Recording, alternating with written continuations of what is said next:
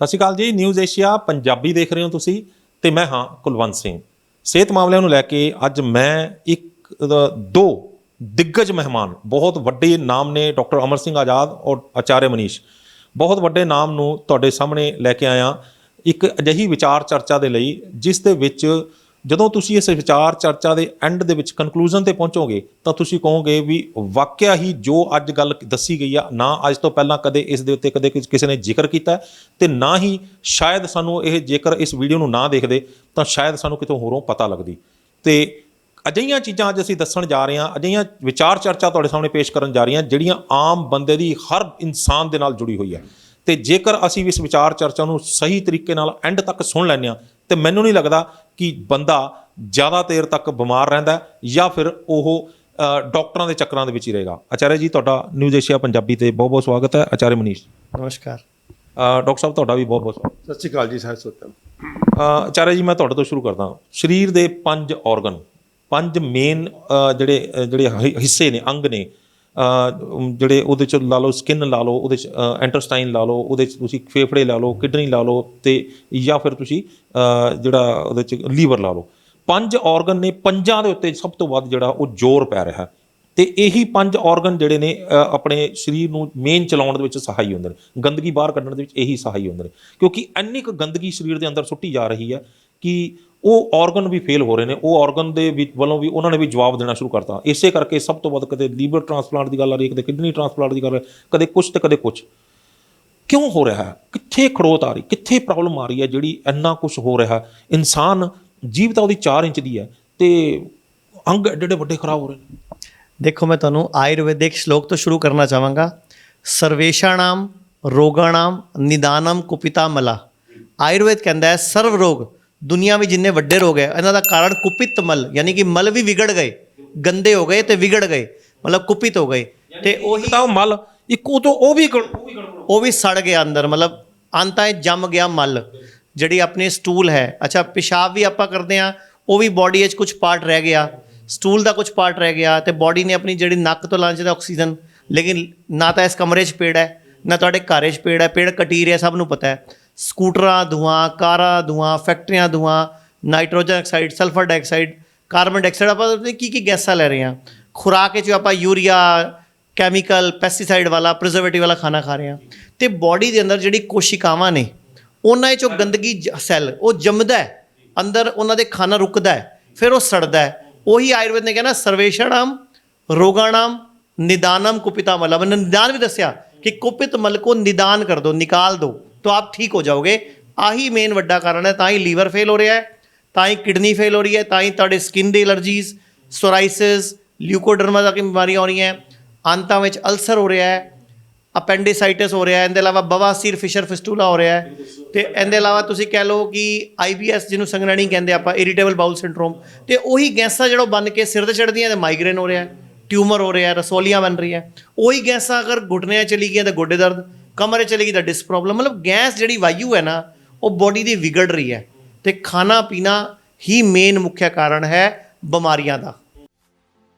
चंडीगढ़ में भारत का पहला इंटीग्रेटेड मेडिकल साइंसेज का हॉस्पिटल शुरू किया गया है, जिसका नाम हिम्स रखा गया है, hospital and institute of integrated medical sciences, जहाँ एलोपैथी, आयुर्वेद, होम्योपैथी, नेचुरोपैथी सब एक ही साथ पेशेंट को ठीक करने के उद्देश्य से काम करती हैं सारी पैथी। इसमें डॉक्टर विश्वरूप राय चौधरी, डॉक्टर अमर सिंह आजाद, डॉक्टर अवधेश पांडे, आचार्य मनीष, डॉक्टर खादर फली, और इन सब की पूरी नॉलेज, ट्रेनिंग और एजुकेशन को यूज किया जा रहा है। लीवर फेल हो, किडनी खराब हो, हार्ट की प्रॉब्लम हो, जोड़ों का दर्द हो, ऑटो इम्यून डिजीज हो, स्टेज 4 कैंसर हो, कोई भी ऐसी बीमारी जो डॉक्टर ने आपको लाइलाज बताई हो या आपको कोई ऑपरेशन बताया हो, तो आप हिस हॉस्पिटल हिम्स में संपर्क कर सकते हैं और बीमारी की जड़ पर काम कर सकते हैं। रहना, खाना, पीना सब अरेंजमेंट है। 70 बेड का ये हॉस्पिटल भारत में अपनी तरह का एकमात्र ऐसा हॉस्पिटल है जहां पर पेशेंट को ठीक किया जाता है, पेशेंट को नॉलेज दी जाती है, पेशेंट को पढ़ाया जाता है, पेशेंट को एजुकेट किया जाता है कि कैसे आपको अपनी बीमारी से खुद ही लड़ना है, यानी कि अपना डॉक्टर खुद बनना है। Be your on doctor. तो आज जरूरत है ऐसे हिम्स के हॉस्पिटल और क्लिनिक्स की। अभी भारत में पटियाला में, जीरकपुर, चंडीगढ़, डेराबस्सी और दिल्ली में 14 क्लिनिक शुरू हो चुके हैं, जहां पर सिर्फ खाना पीना और लाइफस्टाइल को ठीक करके बीमारियों को रिवर्स करना सिखाया जाता है। और एक हॉस्पिटल डेराबस्सी जो चंडीगढ़ में है वो शुरू हो चुका है। ये सब हिम्स के नाम से काम कर रहे हैं। तो अगर आप भी किसी गंभीर बीमारी से परेशान हैं तो जल्द संपर्क करें हिम्स हॉस्पिटल चंडीगढ़ में। ਬਿਮਾਰੀਆਂ ਦਾ ਖਾਣਾ ਪੀਣਾ, ਆਚਾਰਿਆ ਜੀ ਨੇ ਦੱਸਿਆ ਕਿ ਬਿਮਾਰੀਆਂ ਦਾ ਹੀ ਇੱਕ ਮੇਨ ਕਾਰਨ ਜਿਹੜਾ ਉਹ ਬੋਡੀ ਦੇ ਅੰਦਰ ਮਲ ਹੈ।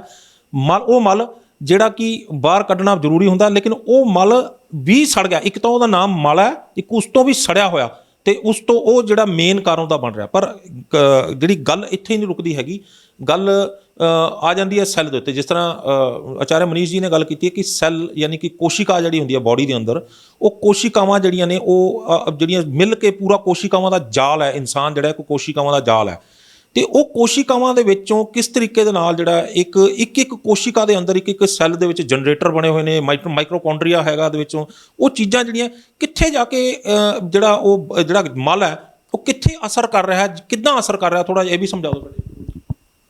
ਕੁਲਵੰਤ ਜੀ ਇੱਦਾਂ ਵੀ ਜਿਹੜਾ ਆਚਾਰੀਆ ਨੇ ਗੱਲ ਕੀਤੀ ਹੈ ਕਿ ਮਲ ਕੱਢਣ ਦੀ, ਉਹਨੂੰ ਅੱਜ ਦੀ ਸਾਇੰਸ ਨੇ ਤਾਂ ਆਯੁਰਵੇਦ ਦੇ ਸ਼ਲੋਕ ਦੇ ਅਨੁਸਾਰ ਹੈ ਨਾ, ਇਹਦਾ ਮਤਲਬ ਤੁਸੀਂ ਦੇਖ ਲਓ ਵੀ ਸਾਡੇ ਰਿਸ਼ੀਆਂ ਨੂੰ ਉਹ ਸਮਝ ਸੀਗੀ ਜਿਹੜੀ ਕਿ ਅੱਜ ਦੀ ਮਾਡਰਨ ਸਾਇੰਸ ਹੁਣ ਇੱਥੇ ਆ ਗਈ ਅਲਟੀਮੇਟਲੀ। ਅੱਜ ਵੀ ਜਿਹੜੀ ਮਾਡਰਨ ਸਾਇੰਸ ਹੈ ਉਹ ਕਹਿੰਦੀ detoxification is the main weapon. ਜਿਹੜਾ ਸਾਡੇ ਕੋਲ ਮੁੱਖ ਹਥਿਆਰ ਹੈ ਇਸ ਵੇਲੇ ਬੰਦੇ ਨੂੰ ਠੀਕ ਕਰਨ ਦਾ, ਤੰਦਰੁਸਤ ਕਰਨ ਦਾ, ਉਹ ਹੈਗਾ ਡੀਟੌਕਸੀਫਿਕੇਸ਼ਨ। ਗੰਦਗੀ ਬਾਹਰ ਕੱਢਣੀ ਹੈ। ਅਤੇ ਬੋਡੀ 'ਚ ਗੰਦਗੀ ਜਿਹੜੀ ਹੁੰਦੀ ਹੈ, ਜਾਂ ਤੁਸੀਂ ਕਿਹਾ ਕਿ ਕੋਸ਼ਿਕਾਵਾਂ ਨੇ 1 ਕਰੋੜ ਕੋਸ਼ਿਕਾ ਹੈ ਪਹਿਲਾਂ, ਫਿਰ 10 ਕਰੋੜ ਉਹਦੇ ਨਾਲ ਹੋਰ ਬੈਕਟੀਰੀਆ ਬੈਠੇ ਆ, ਦੋਸਤ ਸਾਡੇ। 11 ਕਰੋੜ ਸੈੱਲਾਂ ਦਾ ਘਰ ਹੈ ਸਾਡਾ ਸਰੀਰ। ਅਤੇ 11 ਕਰੋੜ ਜਿਹੜੇ ਨੇ ਇਹ ਸਾਰੇ ਜਿਉਂਦੇ ਜਾਗਦੇ ਨੇ, ਬਹੁਤ ਸੂਖਸ਼ਮ ਨੇ ਔਰ ਆਪਸ 'ਚ ਤਾਲਮੇਲ ਕਰਦੇ ਆ। 11 ਕਰੋੜ ਆਪਸ 'ਚ ਤਾਲਮੇਲ ਬਣਾ ਕੇ ਰੱਖਦੇ ਆ।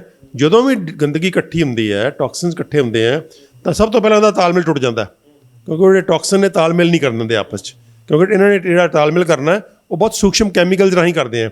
ਉਹ ਤਾਲਮੇਲ ਟੁੱਟ ਜਾਂਦਾ, ਜਾਂ ਫਿਰ ਕੋਈ ਨਾ ਕੋਈ ਸੈੱਲ ਬਾਗੀ ਹੋ ਜਾਂਦਾ ਵਿੱਚੋਂ, ਉਹ ਕੈਂਸਰ ਦਾ ਕਾਰਨ ਵੀ ਬਣਦਾ। ਹਾਂਜੀ, ਉਹ ਬਾਗੀ ਤਾਂ ਫਿਰ ਉਦੋਂ ਹੀ ਹੁੰਦੇ ਨਾ ਜਦੋਂ ਕੋਈ ਤਾਲਮੇਲ ਪੂਰੀ ਤਰ੍ਹਾਂ ਟੁੱਟ ਗਿਆ। ਉਹਦਾ ਤਾਲਮੇਲ ਟੁੱਟਦਾ ਇਸ ਕਰਕੇ ਟੁੱਟਦਾ ਹੈ ਕਿ ਜਿਹੜੇ ਇਹ ਸੈੱਲ ਤਾਲਮੇਲ ਕਰਦੇ ਆ ਆਪਸ 'ਚ, ਇਹ ਬਹੁਤ ਸੂਖਸ਼ਮ ਕੈਮੀਕਲ ਰਾਹੀਂ ਕਰਦੇ ਆ, ਜਿਹਨੂੰ ਅਸੀਂ ਹਾਰਮੋਨਸ ਤੇ ਐਂਜ਼ਾਈਮਸ ਕਹਿੰਦੇ ਆ। ਉਹ ਹਾਰਮੋਨ ਤੇ ਐਂਜ਼ਾਈਮ ਜਿਹੜੇ ਹੁੰਦੇ ਨੇ ਇਹ ਬਹੁਤ ਹੀ ਸੂਖਸ਼ਮ ਹੁੰਦੇ ਆ, ਬਹੁਤ ਹੀ ਡੈਲੀਕੇਟ ਹੁੰਦੇ ਆ, ਬਹੁਤ ਨਾਜ਼ੁਕ ਹੁੰਦੇ ਆ। ਅਤੇ ਜਿਹੜੇ ਬਾਹਰੋਂ ਕੈਮੀਕਲ ਆ ਰਹੇ ਆ, ਜਿਹਨਾਂ ਦੀ ਚਾਰੀ ਜੀ ਗੱਲ ਕਰ ਰਹੇ ਸੀ, ਹਵਾ ਤੋਂ, ਪਾਣੀ ਤੋਂ, ਮਿੱਟੀ ਤੋਂ, ਖਾਣੇ ਤੋਂ, ਉਹ ਬੜੇ ਤੇਜ਼ ਨੇ, ਬਹੁਤ ਜ਼ਹਿਰੀਲੇ ਆ। ਸੋ ਜਦੋਂ ਸੂਖਸ਼ਮ ਜਿਹਾ ਕੈਮੀਕਲ ਵਿਚਾਰਾ ਜਦੋਂ ਉਹਦੇ ਉੱਪਰ ਭਾਰ ਪੈ ਜਾਂਦਾ ਵੱਡੇ ਜ਼ਹਿਰਾਂ ਦਾ, ਅਤੇ ਉਹ ਸੂਖਸ਼ਮ ਕੈਮੀਕਲਾਂ ਦਾ ਕੰਮ ਜਿਹੜਾ ਉਹ ਖਤਮ ਹੋ ਜਾਂਦਾ। ਅਤੇ ਇਸ ਕਰਕੇ ਉਹਨਾਂ ਦਾ ਤਾਲਮੇਲ ਆਪਸ ਟੁੱਟ ਜਾਂਦਾ, ਔਰ ਜੋ ਕੰਮ ਕਰਨਾ ਚਾਹੀਦਾ ਉਹਨਾਂ ਨੂੰ ਉਹ ਕੰਮ ਨਹੀਂ ਕਰ ਪਾਉਂਦੇ, ਤਾਂ ਉਦੋਂ ਫਿਰ ਸਰੀਰ ਬਿਮਾਰੀਆਂ ਵੱਲ ਹੁੰਦਾ। ਅਤੇ ਇਸ ਕਰਕੇ ਇਸ ਵੇਲੇ ਜਿਹੜਾ ਮੈਡੀਸਨ ਦਾ ਮੁੱਖ ਧਾਰਾ ਮੈਡੀਸਨ ਪ੍ਰੋਫੈਸ਼ਨ ਹੈ, ਉਹ ਵੀ ਇੱਥੇ ਆ ਰਿਹਾ ਹੌਲੀ ਹੌਲੀ, ਕਿ ਇਹਨਾਂ ਸਾਡੇ ਆਪਣੀਆਂ ਕੋਸ਼ਿਕਾਵਾਂ ਨੂੰ ਅਤੇ ਆਪਣੇ ਦੋਸਤਾਂ ਨੂੰ ਟੌਕਸਿਸਿਟੀ ਤੋਂ, ਜ਼ਹਿਰਾਂ ਤੋਂ ਬਚਾਈਏ ਆਪਾਂ, ਤਾਂ ਕਿ ਤੰਦਰੁਸਤ ਰਹਿ ਸਕੀਏ।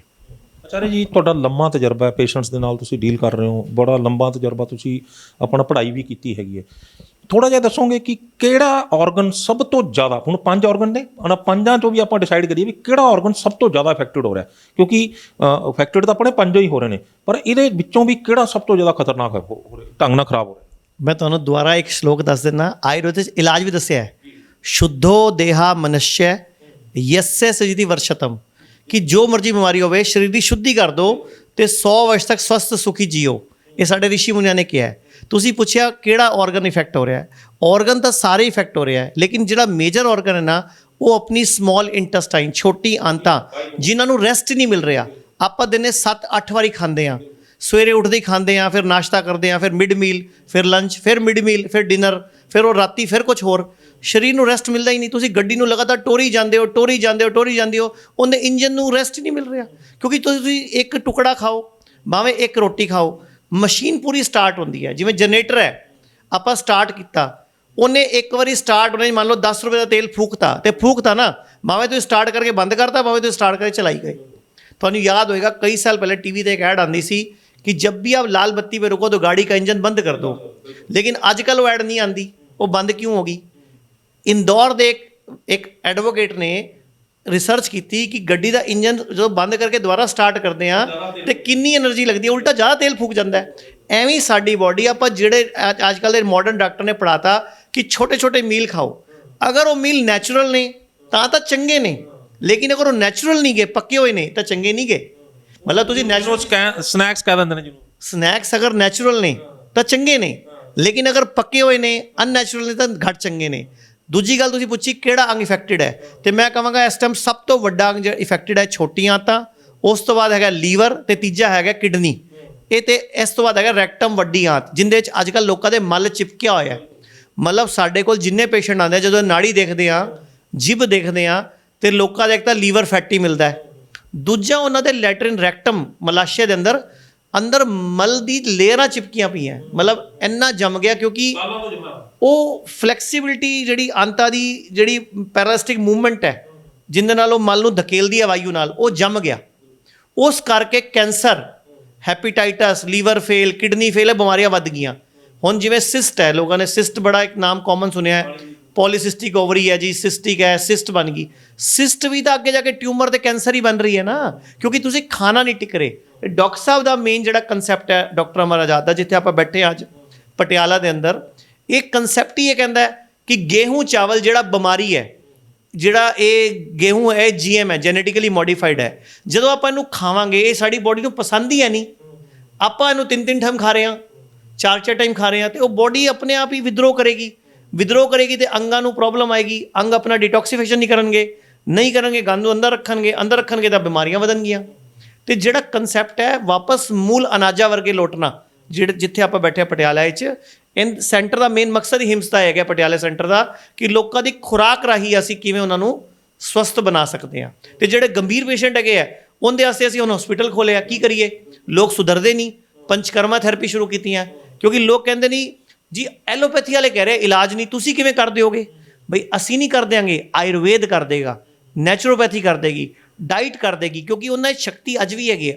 ਤੁਸੀਂ ਮੈਨੂੰ ਇਹ ਦੱਸੋ, ਕਿਹੜਾ ਜਾਨਵਰ ਡਾਕਟਰ ਕੋਲ ਜਾਂਦਾ ਹੈ?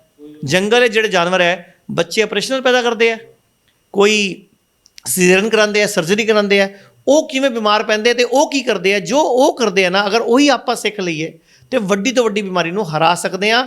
ਤੇ ਇਹ ਆਪਾਂ ਦੇਖ ਵੀ ਰਹੇ ਹਾਂ। ਤੁਸੀਂ ਵੀ ਆਪ ਡਾਕਟਰ ਸਾਹਿਬ ਦੇ ਸੈਂਟਰ ਜਾ ਕੇ, ਤੇ ਪਟਿਆਲੇ ਸਾਡੇ ਇੱਥੇ ਆ ਕੇ, ਤੇ ਜੀਰਕਪੁਰ ਤੇ ਡੇਰਾਬੱਸੀ ਤੁਸੀਂ ਰਿਕਾਰਡ ਕੀਤੇ ਕਿੰਨੇ ਲੋਕਾਂ ਦਾ ਇੰਟਰਵਿਊ, ਜਿਨ੍ਹਾਂ ਦੀ ਸ਼ੂਗਰ ਰਿਵਰਸ ਹੋਈ ਹੈ, BP ਰਿਵਰਸ ਹੋਇਆ ਹੈ।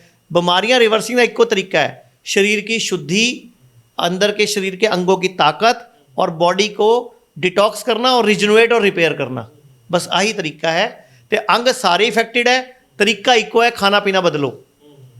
अच्छा, ਜਿਹੜਾ ਡਾਕਟਰ ਆਜ਼ਾਦ ਆਚਾਰਿਆ ਮਨੀਸ਼ ਜੀ ਨੇ ਬੜੀ ਗੰਭੀਰ ਗੱਲ ਦੱਸੀ ਹੈ ਕਿ ਰੈਕਟਮ ਜਿਹੜੀ ਹੈ, ਵੱਡੀ ਆਂਤ ਦੇ ਵਿੱਚ ਜਿਹੜਾ ਗੰਦਗੀ ਫਸ ਜਾਂਦੀ ਹੈ, ਸਾਲਾਂ ਤੋਂ ਫਸੀ ਰਹਿੰਦੀ ਹੈ ਤੇ ਉਹ ਨਿਕਲ ਨਹੀਂ ਪਾਉਂਦੀ ਹੈਗੀ।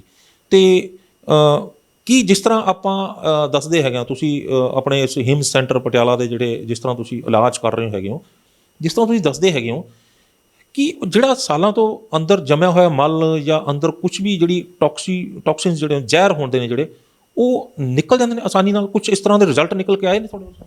ਹਾਂ, ਨਹੀਂ ਬਿਲਕੁਲ, ਕਿਉਂਕਿ ਕੁਦਰਤ ਬੜੀ ਗ੍ਰੇਟ ਹੈ। ਕਿਉਂਕਿ ਇੰਟੈਸਟਾਈਨ ਕੋਈ ਲੋਹੇ ਦੀ ਪਾਈਪ ਨਹੀਂ ਹੈ ਨਾ, ਉਹਦੇ ਅੰਦਰ ਕੁਝ ਜੰਮ ਗਿਆ ਤਾਂ ਨਿਕਲੇਗਾ ਨਹੀਂ। ਉਹਦੇ ਅੰਦਰ ਆਲਰੇਡੀ ਕੁਦਰਤ ਜਿਹੜੀ ਹੁੰਦੀ ਹੈ ਉਹਨੂੰ ਸਫਾਈ ਕਰਨ ਦੀ ਕੋਸ਼ਿਸ਼ ਕਰ ਰਹੀ ਹੁੰਦੀ ਪਹਿਲਾਂ ਹੀ।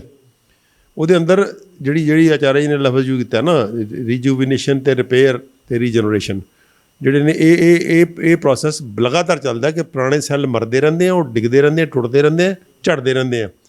ਤਾਂ ਜਦੋਂ ਮਲ ਜੰਮ ਜਾਂਦਾ ਹੈ ਤਾਂ ਉਹ ਕੁਦਰਤ ਉਹਨੂੰ ਪੁਰਾਣੇ ਸੈੱਲਾਂ ਨੂੰ ਝਾੜ ਦਿੰਦੀ ਆ। ਜਿਵੇਂ ਸੱਪ ਕੁੰਝ ਲਾਉਂਦਾ ਹੈ ਨਾ, ਜਿਵੇਂ ਸੱਪ ਦੀ ਸਕਿਨ ਪੁਰਾਣੀ ਹੋ ਗਈ ਤਾਂ ਕੁੰਝ ਲਾਤੀ, ਇੱਦਾਂ ਸਰੀਰ ਦੇ ਅੰਦਰ ਵੀ ਇਹਦੀ ਕਪੈਸਿਟੀ ਹੈਗੀ ਆ। ਪਰ ਅਸੀਂ ਆਪਣੀਆਂ ਗਲਤੀਆਂ ਕਰਕੇ, ਆਪਣੇ ਖਾਣ ਪੀਣ ਗਲਤ ਕਰਕੇ, ਆਪਣੇ ਲਾਈਫ ਸਟਾਈਲ ਗਲਤ ਕਰਕੇ, ਆਪਣੇ ਸਟ੍ਰੈਸ ਕਰਕੇ, ਆਪਣਾ ਜਿਹੜਾ ਲਗਾਤਾਰ ਜਿਹੜਾ ਕਬਜੀ ਵਾਲੀ ਸਥਿਤੀ 'ਚ ਰਹਿ ਕੇ ਆਪਾਂ ਨੇ ਆਪਣੀ ਉਹ ਜਿਹੜਾ ਖਰਾਬ ਕਰਨ ਵਾਲੀ ਪ੍ਰਕਿਰਿਆ ਸੀ ਉਹਨੂੰ ਬਹੁਤ ਜ਼ਿਆਦਾ ਹੋ ਗਈ ਉਹ, ਅਤੇ ਰਿਪੇਅਰ ਕਰਨ ਵਾਲੀ ਕਮਜ਼ੋਰ ਰਹਿ ਗਈ। ਲੋੜ ਕੀ ਹੈ ਸਾਨੂੰ ਕਿ ਰਿਪੇਅਰ ਕਰਨ ਵਾਲੀ ਮਜ਼ਬੂਤ ਹੋਵੇ ਅਤੇ ਖਰਾਬ ਕਰਨ ਵਾਲੀ ਘੱਟ ਹੋਵੇ। ਤਾਂ ਫਿਰ ਤਾਂ ਕਿ ਰਿਪੇਅਰ ਵਾਲਾ ਜਿਹੜਾ ਕੰਮ ਹੈ ਜਾਂ ਰੀਜਨਰੇਸ਼ਨ ਵਾਲਾ ਕੰਮ ਹੈ ਉਹ ਭਾਰੂ। ਕੋਈ ਜੀਵਨ ਦਾ ਮਤਲਬ ਰੀਜਨਰੇਸ਼ਨ ਹੈ।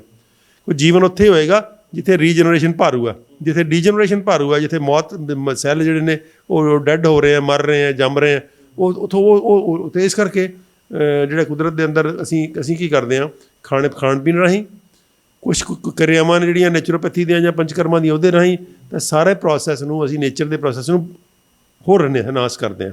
ਜੋ ਨੇਚਰ ਕਰਨ ਦੀ ਕੋਸ਼ਿਸ਼ ਕਰ ਰਹੀ ਹੈ ਅਸੀਂ ਨੂੰ ਹੋਰ ਜ਼ਿਆਦਾ ਉੱਪਰ ਲੈ ਕੇ ਜਾਂਦੇ ਹਾਂ।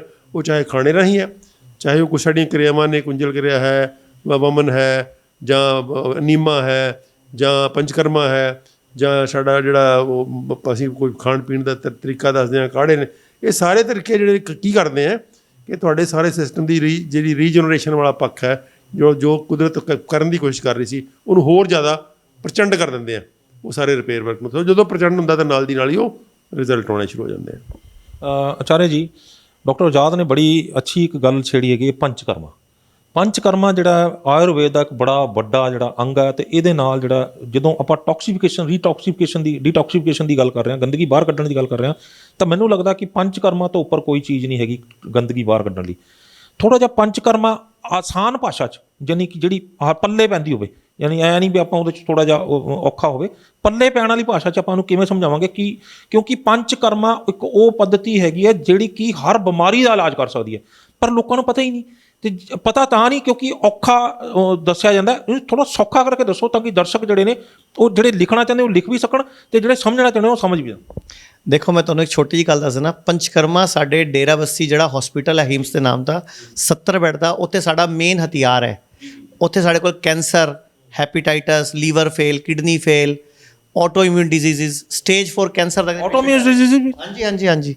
ਪੰਚਕਰਮਾ ਕੀ ਕਰਦਾ ਹੈ? ਪੰਚਕਰਮਾ ਵਿੱਚ ਕੁਝ ਹਰਬਲ ਆਇਲਸ ਹੈ, ਕੁਝ ਖਾਸ ਤਰ੍ਹਾਂ ਦੀ ਬੋਡੀ ਦੀ ਕਿਰਿਆਵਾਂ ਨੂੰ ਮਸਾਜਿਸ ਕਰਦੇ ਆ। ਜਿਵੇਂ ਤੁਹਾਨੂੰ ਐਗਜ਼ਾਮਪਲ ਦਿੰਦਾ, ਇੱਕ ਵਿਅਕਤੀ ਦੀ ਅੱਖਾਂ ਖਰਾਬ ਨੇ, ਹੁਣ ਪੰਚਕਰਮਾ ਅੱਖਾਂ ਵਾਸਤੇ ਵੀ ਹੁੰਦਾ ਹੈ।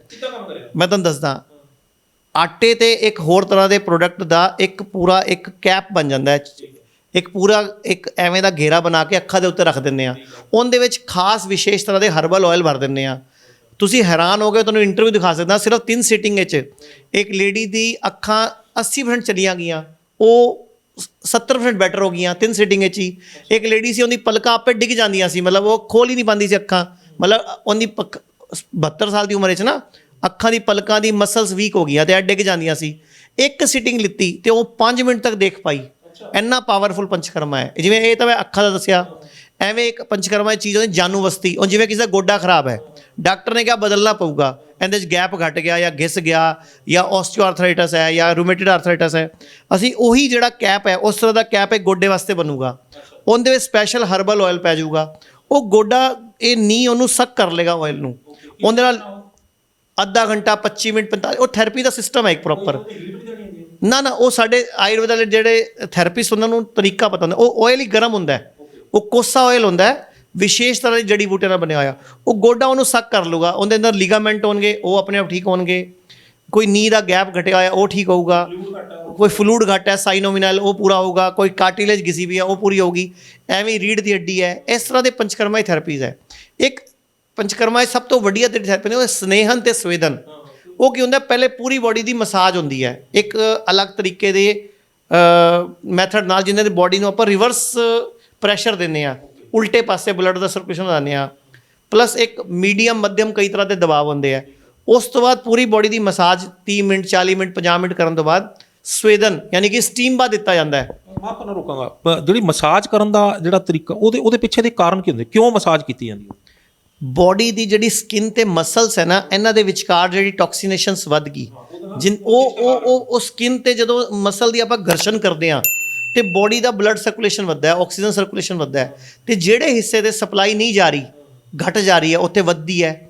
ਜਿੱਥੇ ਹੀਟ ਚਾਹੀਦੀ ਹੈ ਉੱਥੇ ਹੀਟ ਪੈਦਾ ਹੁੰਦੀ ਹੈ। ਤੇਲ ਜਿਹੜੇ ਉਹ ਖੁਰਾਕ ਚਾਹੀਦੀ ਉੱਥੇ ਖੁਰਾਕ, ਉਹ ਤੇਲ ਖੁਰਾਕ ਹੀ ਹੈਗੇ ਹੈ, ਉਹ ਜੜੀ ਬੂਟੀਆਂ ਦੇ ਤੇਲ ਹੁੰਦੇ ਆ, ਉਹ ਸਕਿਨ ਸੋਖ ਲੈਂਦੀ ਆਪਣੇ ਅੰਦਰ। ਉਸ ਤੋਂ ਬਾਅਦ ਅਸੀਂ ਸਵੇਦਨ ਦਿੰਦੇ ਹਾਂ, ਸਟੀਮ ਬਾਅਦ ਦਿੰਦੇ ਹਾਂ, ਤੇ ਬੋਡੀ ਆਪਣੇ ਟੌਕਸਿਨ ਨੂੰ ਕੱਢ ਦਿੰਦੀ ਹੈ। ਜਦੋਂ ਆਪਾਂ ਇਹ ਸਟੀਮ ਦਿੰਦੇ ਹਾਂ ਉਸ ਤੋਂ ਬਾਅਦ ਬੰਦੇ ਨੂੰ ਯੂਰਿਨ ਵੀ ਜ਼ਿਆਦਾ ਆਉਂਦਾ ਹੈ, ਪੇਟ ਵੀ ਜ਼ਿਆਦਾ ਸਾਫ਼ ਹੁੰਦਾ, ਤੇ ਜਿਹੜੀ ਪੁਰਾਣੀ ਜਮੀ ਗੰਦਗੀ ਹੈ, ਕੋਈ ਅੰਦਰ ਟੌਕਸਿਨ ਪਏ, ਉਹ ਸਭ ਵੀ ਨਿਕਲਦੇ ਹੈ। ਤੇ ਆਯੁਰਵੇਦ ਦੇ ਸਾਰੇ ਕਨਸੈਪਟ ਹੈਗੇ ਆ ਇਹ। ਆਚਾਰਿਆ ਜੀ, ਆਪਾਂ ਗੱਲ ਕੀਤੀ ਹੈ ਮਸਾਜ ਦੀ, ਆਪਾਂ ਗੱਲ ਕੀਤੀ ਹੈ ਗੰਦਗੀ ਦੀ, ਲੇਕਿਨ ਮੇਰੇ ਖਿਆਲ ਦਰਸ਼ਕਾਂ ਨੂੰ ਵੀ ਮੇਰੇ ਨਾਲ ਡਾਕਟਰ ਆਜ਼ਾਦ ਵੀ ਮੈਨੂੰ ਲੱਗਦਾ ਸਹਿਮਤ ਹੋਣਗੇ ਇਸ ਚੀਜ਼ ਦੇ ਕਿ ਬੋਡੀ ਦੇ ਅੰਦਰ ਜਦੋਂ ਤੋਂ ਆਪਾਂ ਪੈਦਾ ਹੋਏ ਹਾਂ, ਇੱਕ ਸਾਬਣ ਯੂਜ਼ ਕਰ ਰਹੇ ਹਾਂ ਬਾਜ਼ਾਰੋਂ ਲਿਆ ਕੇ, ਵੀ ਟਾਇਲਟ ਸੋਪ, ਉਹਦੇ ਨਾਲ ਆਪਾਂ ਨਹਾ ਰਹੇ ਹਾਂ, ਉਹ ਕੈਮੀਕਲ ਹੈ, ਉਹਦੇ ਬੋਡੀ ਦੇ ਅੰਦਰ ਵੀ ਜਾ ਰਿਹਾ ਹੈ। ਤੇ ਜੇ ਆਪਾਂ ਇੰਨਾ ਕੁਝ ਕਰਾ ਵੀ ਲਾਂਗੇ ਤਾਂ ਕੀ ਕਦੇ ਮਨਾ ਕਰਦੇ ਹੋ ਵੀ ਇਹ ਸਾਬਣ ਨਾ ਯੂਜ਼ ਕਰਿਓ? ਕੋਈ ਸਾਬਣ ਜਿਹੜਾ ਬਾਥ ਸੋਪ ਜਿਹੜਾ ਉਹਦਾ TFM ਲੈਵਲ ਜ਼ਿਆਦਾ ਹੋਣਾ ਚਾਹੀਦਾ? ਦੇਖੋ ਇਹ ਅੱਜ ਕੱਲ ਦਾ ਹਰਬਲ ਸਾਬੁਨ ਆ ਗਏ, ਨੈਚੁਰਲ ਸਾਬੁਨ ਆ ਗਏ। ਕਈ ਲੋਕ ਅੱਜ ਕੱਲ ਦਾ ਮਿੱਟੀ ਨਾਲ ਵਾਪਸ ਨਹਾਉਣ ਲੱਗ ਗਏ। ਯਾਦ ਆ ਉਹਨੂੰ ਗਾਚੀ ਮਿੱਟੀ ਲਾਉਂਦੇ ਸੀ ਆਪਾਂ ਮਿੱਟੀ ਨਾਲ ਲਾਉਂਦੇ ਸੀ। ਆਪਾਂ ਹੱਥ ਵੀ ਨਲਕੇ ਦੇ ਨਾਲ ਨਾ ਜਦੋਂ ਸਕੂਲ ਜਾਂਦੇ ਸੀ, ਸਾਡੇ ਸਕੂਲ ਇਹ ਸਾਬਣ ਨਹੀਂ ਹੁੰਦੇ ਸੀ, ਸਵਾਹ ਨਾਲ ਤੇ ਮਿੱਟੀ ਨਾਲ ਹੱਥ ਧੋਂਦੇ ਸੀ, ਕਿਉਂਕਿ ਪੀਐਚ ਬੈਲੈਂਸ ਜਿਹੜਾ ਮਿੱਟੀ ਦੀ ਪੀਐਚ ਵੈਲਿਊ ਹੈ ਉਹ ਸਾਡੀ ਸਕਿਨ ਨਾਲ ਮੈਚ ਕਰਦੀ ਹੈ। ਦੇਖੋ ਨੈਚੁਰਲ ਚੀਜ਼ਾਂ ਨੇ, ਲੇਕਿਨ ਅੱਜ ਕੱਲ੍ਹ ਦੇ ਟਾਈਮ ਵਿੱਚ ਜੇ ਪੋਸੀਬਲ ਨਹੀਂ ਗਿਆ। ਮੈਂ ਤੁਹਾਨੂੰ ਵੈਸੇ ਦੱਸ ਦਿੰਦਾ, ਅਗਰ ਆਪਾਂ ਨਹਾ ਕੇ ਨਿਕਲਦੇ ਹਾਂ, ਤੁਸੀਂ ਤੋਲੀਆ ਨਾ ਪੂੰਝੋ, ਪਾਣੀ ਨਾ ਜਾਂ ਤਾਂ ਉੜ ਜਾਏਗਾ ਜਾਂ ਬੋਡੀ ਦੀ ਸਕਿਨ ਹੀ ਉਹਨੂੰ ਐਬਜ਼ੌਰਬ ਕਰ ਲੈਂਦੀ ਹੈ। ਉਹ ਪਾਣੀ ਕਿੱਥੇ ਗਿਆ, ਤੁਸੀਂ ਤੋਲੀਆ ਯੂਜ਼ ਵੀ ਨਹੀਂ ਕੀਤਾ। ਤੇ ਸਾਡੀ ਸਕਿਨ ਦੀ ਐਬਜ਼ੌਰਬਿੰਗ ਕੈਪੈਸਿਟੀ ਹੈ, ਇਹ ਲੋਕਾਂ ਦੀ ਡਿਸਟਰਬ ਹੋ ਜਾਂਦੀ ਹੈ, ਲੋਕਾਂ ਦੀ ਵੀਕ ਹੋ ਜਾਂਦੀ ਹੈ ਐਬਜ਼ੌਰਬਿੰਗ ਕੈਪੈਸਿਟੀ ਵੀ। ਇਹ ਅਬਜ਼ੌਰਬਿੰਗ ਆਚਾਰਿਆ ਜੀ, ਇਹ ਅਬਜ਼ੌਰਬਿੰਗ ਕੈਪੈਸਿਟੀ ਜਿਹੜੀ ਹੈ ਇਹੀ ਤਾਂ ਖਿੱਚ ਵੀ ਰਹੀ ਹੈ ਨਾ, ਕੈਮੀਕਲ ਵੀ ਤਾਂ ਖਿੱਚ ਰਹੀ ਹੈ ਨਾ। ਤੇ ਉਹ ਤਾਂ ਲੋਕਾਂ ਨੂੰ ਆਪ ਸੋਚਣਾ ਨਾ ਆਪਾਂ ਕਿਹੜਾ ਸਾਬਣ ਲਾਣਾ ਹੈ ਤਾਂ ਕਿਉਂ ਲਾਣਾ ਹੈ। ਮੈਂ ਤਾਂ ਕਹਿੰਦਾ ਦੁੱਧ ਨਾਲ ਨਹਾਓ, ਦਹੀਂ ਨਾਲ ਨਹਾਓ, ਮੱਠੇ ਨਾਲ ਨਹਾਓ। ਅੱਜ ਵੀ ਟਾਈਮ ਹੈਗਾ, ਲੋਕ ਸਿਰ ਧੋਂਦੇ ਸੀ ਦਹੀਂ ਨਾਲ, ਪੁਰਾਣੇ ਟਾਈਮ ਵਿੱਚ ਰੀਠਾ ਦੇ ਹਲਦੀ ਨਾਲ, ਉਹ ਆਪਣਾ ਸ਼ਿਕਾਕਾਈ ਨਾਲ। ਤੇ ਵਾਪਸ ਸ਼ੁਰੂ ਕਰੋ, ਕੋਈ ਚੀਜ਼ਾਂ ਨਹੀਂ। ਲੇਕਿਨ ਮੇਨ ਮਕਸਦ ਇਹ ਹੈ, ਜਿਹੜਾ ਕੈਂਸਰ ਵੱਧ ਰਿਹਾ ਹੈ, ਪਹਿਲਾਂ ਬੇਸਿਕ ਬਿਮਾਰੀ ਫੜੋ। ਬੇਸਿਕ ਬਿਮਾਰੀਆਂ ਹਿੰਦੁਸਤਾਨ ਦੀ ਸ਼ੂਗਰ, ਬੀਪੀ, ਗੈਸ, ਤੇਜ਼ਾਬ ਤੇ ਕਬਜੀ। ਇਹ 5 ਬੇਸਿਕ ਬਿਮਾਰੀਆਂ ਨੇ ਜਿਹੜੀ ਵੱਡੀਆਂ ਬਿਮਾਰੀਆਂ ਨੂੰ ਸ਼ੁਰੂ ਕਰਦੀਆਂ। ਲੋਕ ਕੀ ਕਰਦੇ ਆ, ਇਹ ਬਿਮਾਰੀਆਂ ਜਦੋਂ ਆਉਂਦੀਆਂ, ਗੈਸ ਆਈ, ਤੇਜ਼ਾਬ ਆਇਆ ਕਿ ਕਬਜ਼ ਆਈ, ਲੋਕ ਕੀ ਕਰਦੇ ਆ, ਉਹਦਾ ਇਲਾਜ ਨਹੀਂ ਕਰਦੇ, ਟੈਂਪਰੇਰੀ ਇਲਾਜ ਕਰਦੇ ਆ। ਐਲੋਪੈਥੀ ਕੀ ਸਪਰੈਸ ਕਰਦੀ ਹੈ। ਸ਼ੂਗਰ ਹੈ, ਜ਼ਿੰਦਗੀ ਭਰ ਗੋਲੀ ਖਾਣੀ ਹੈ।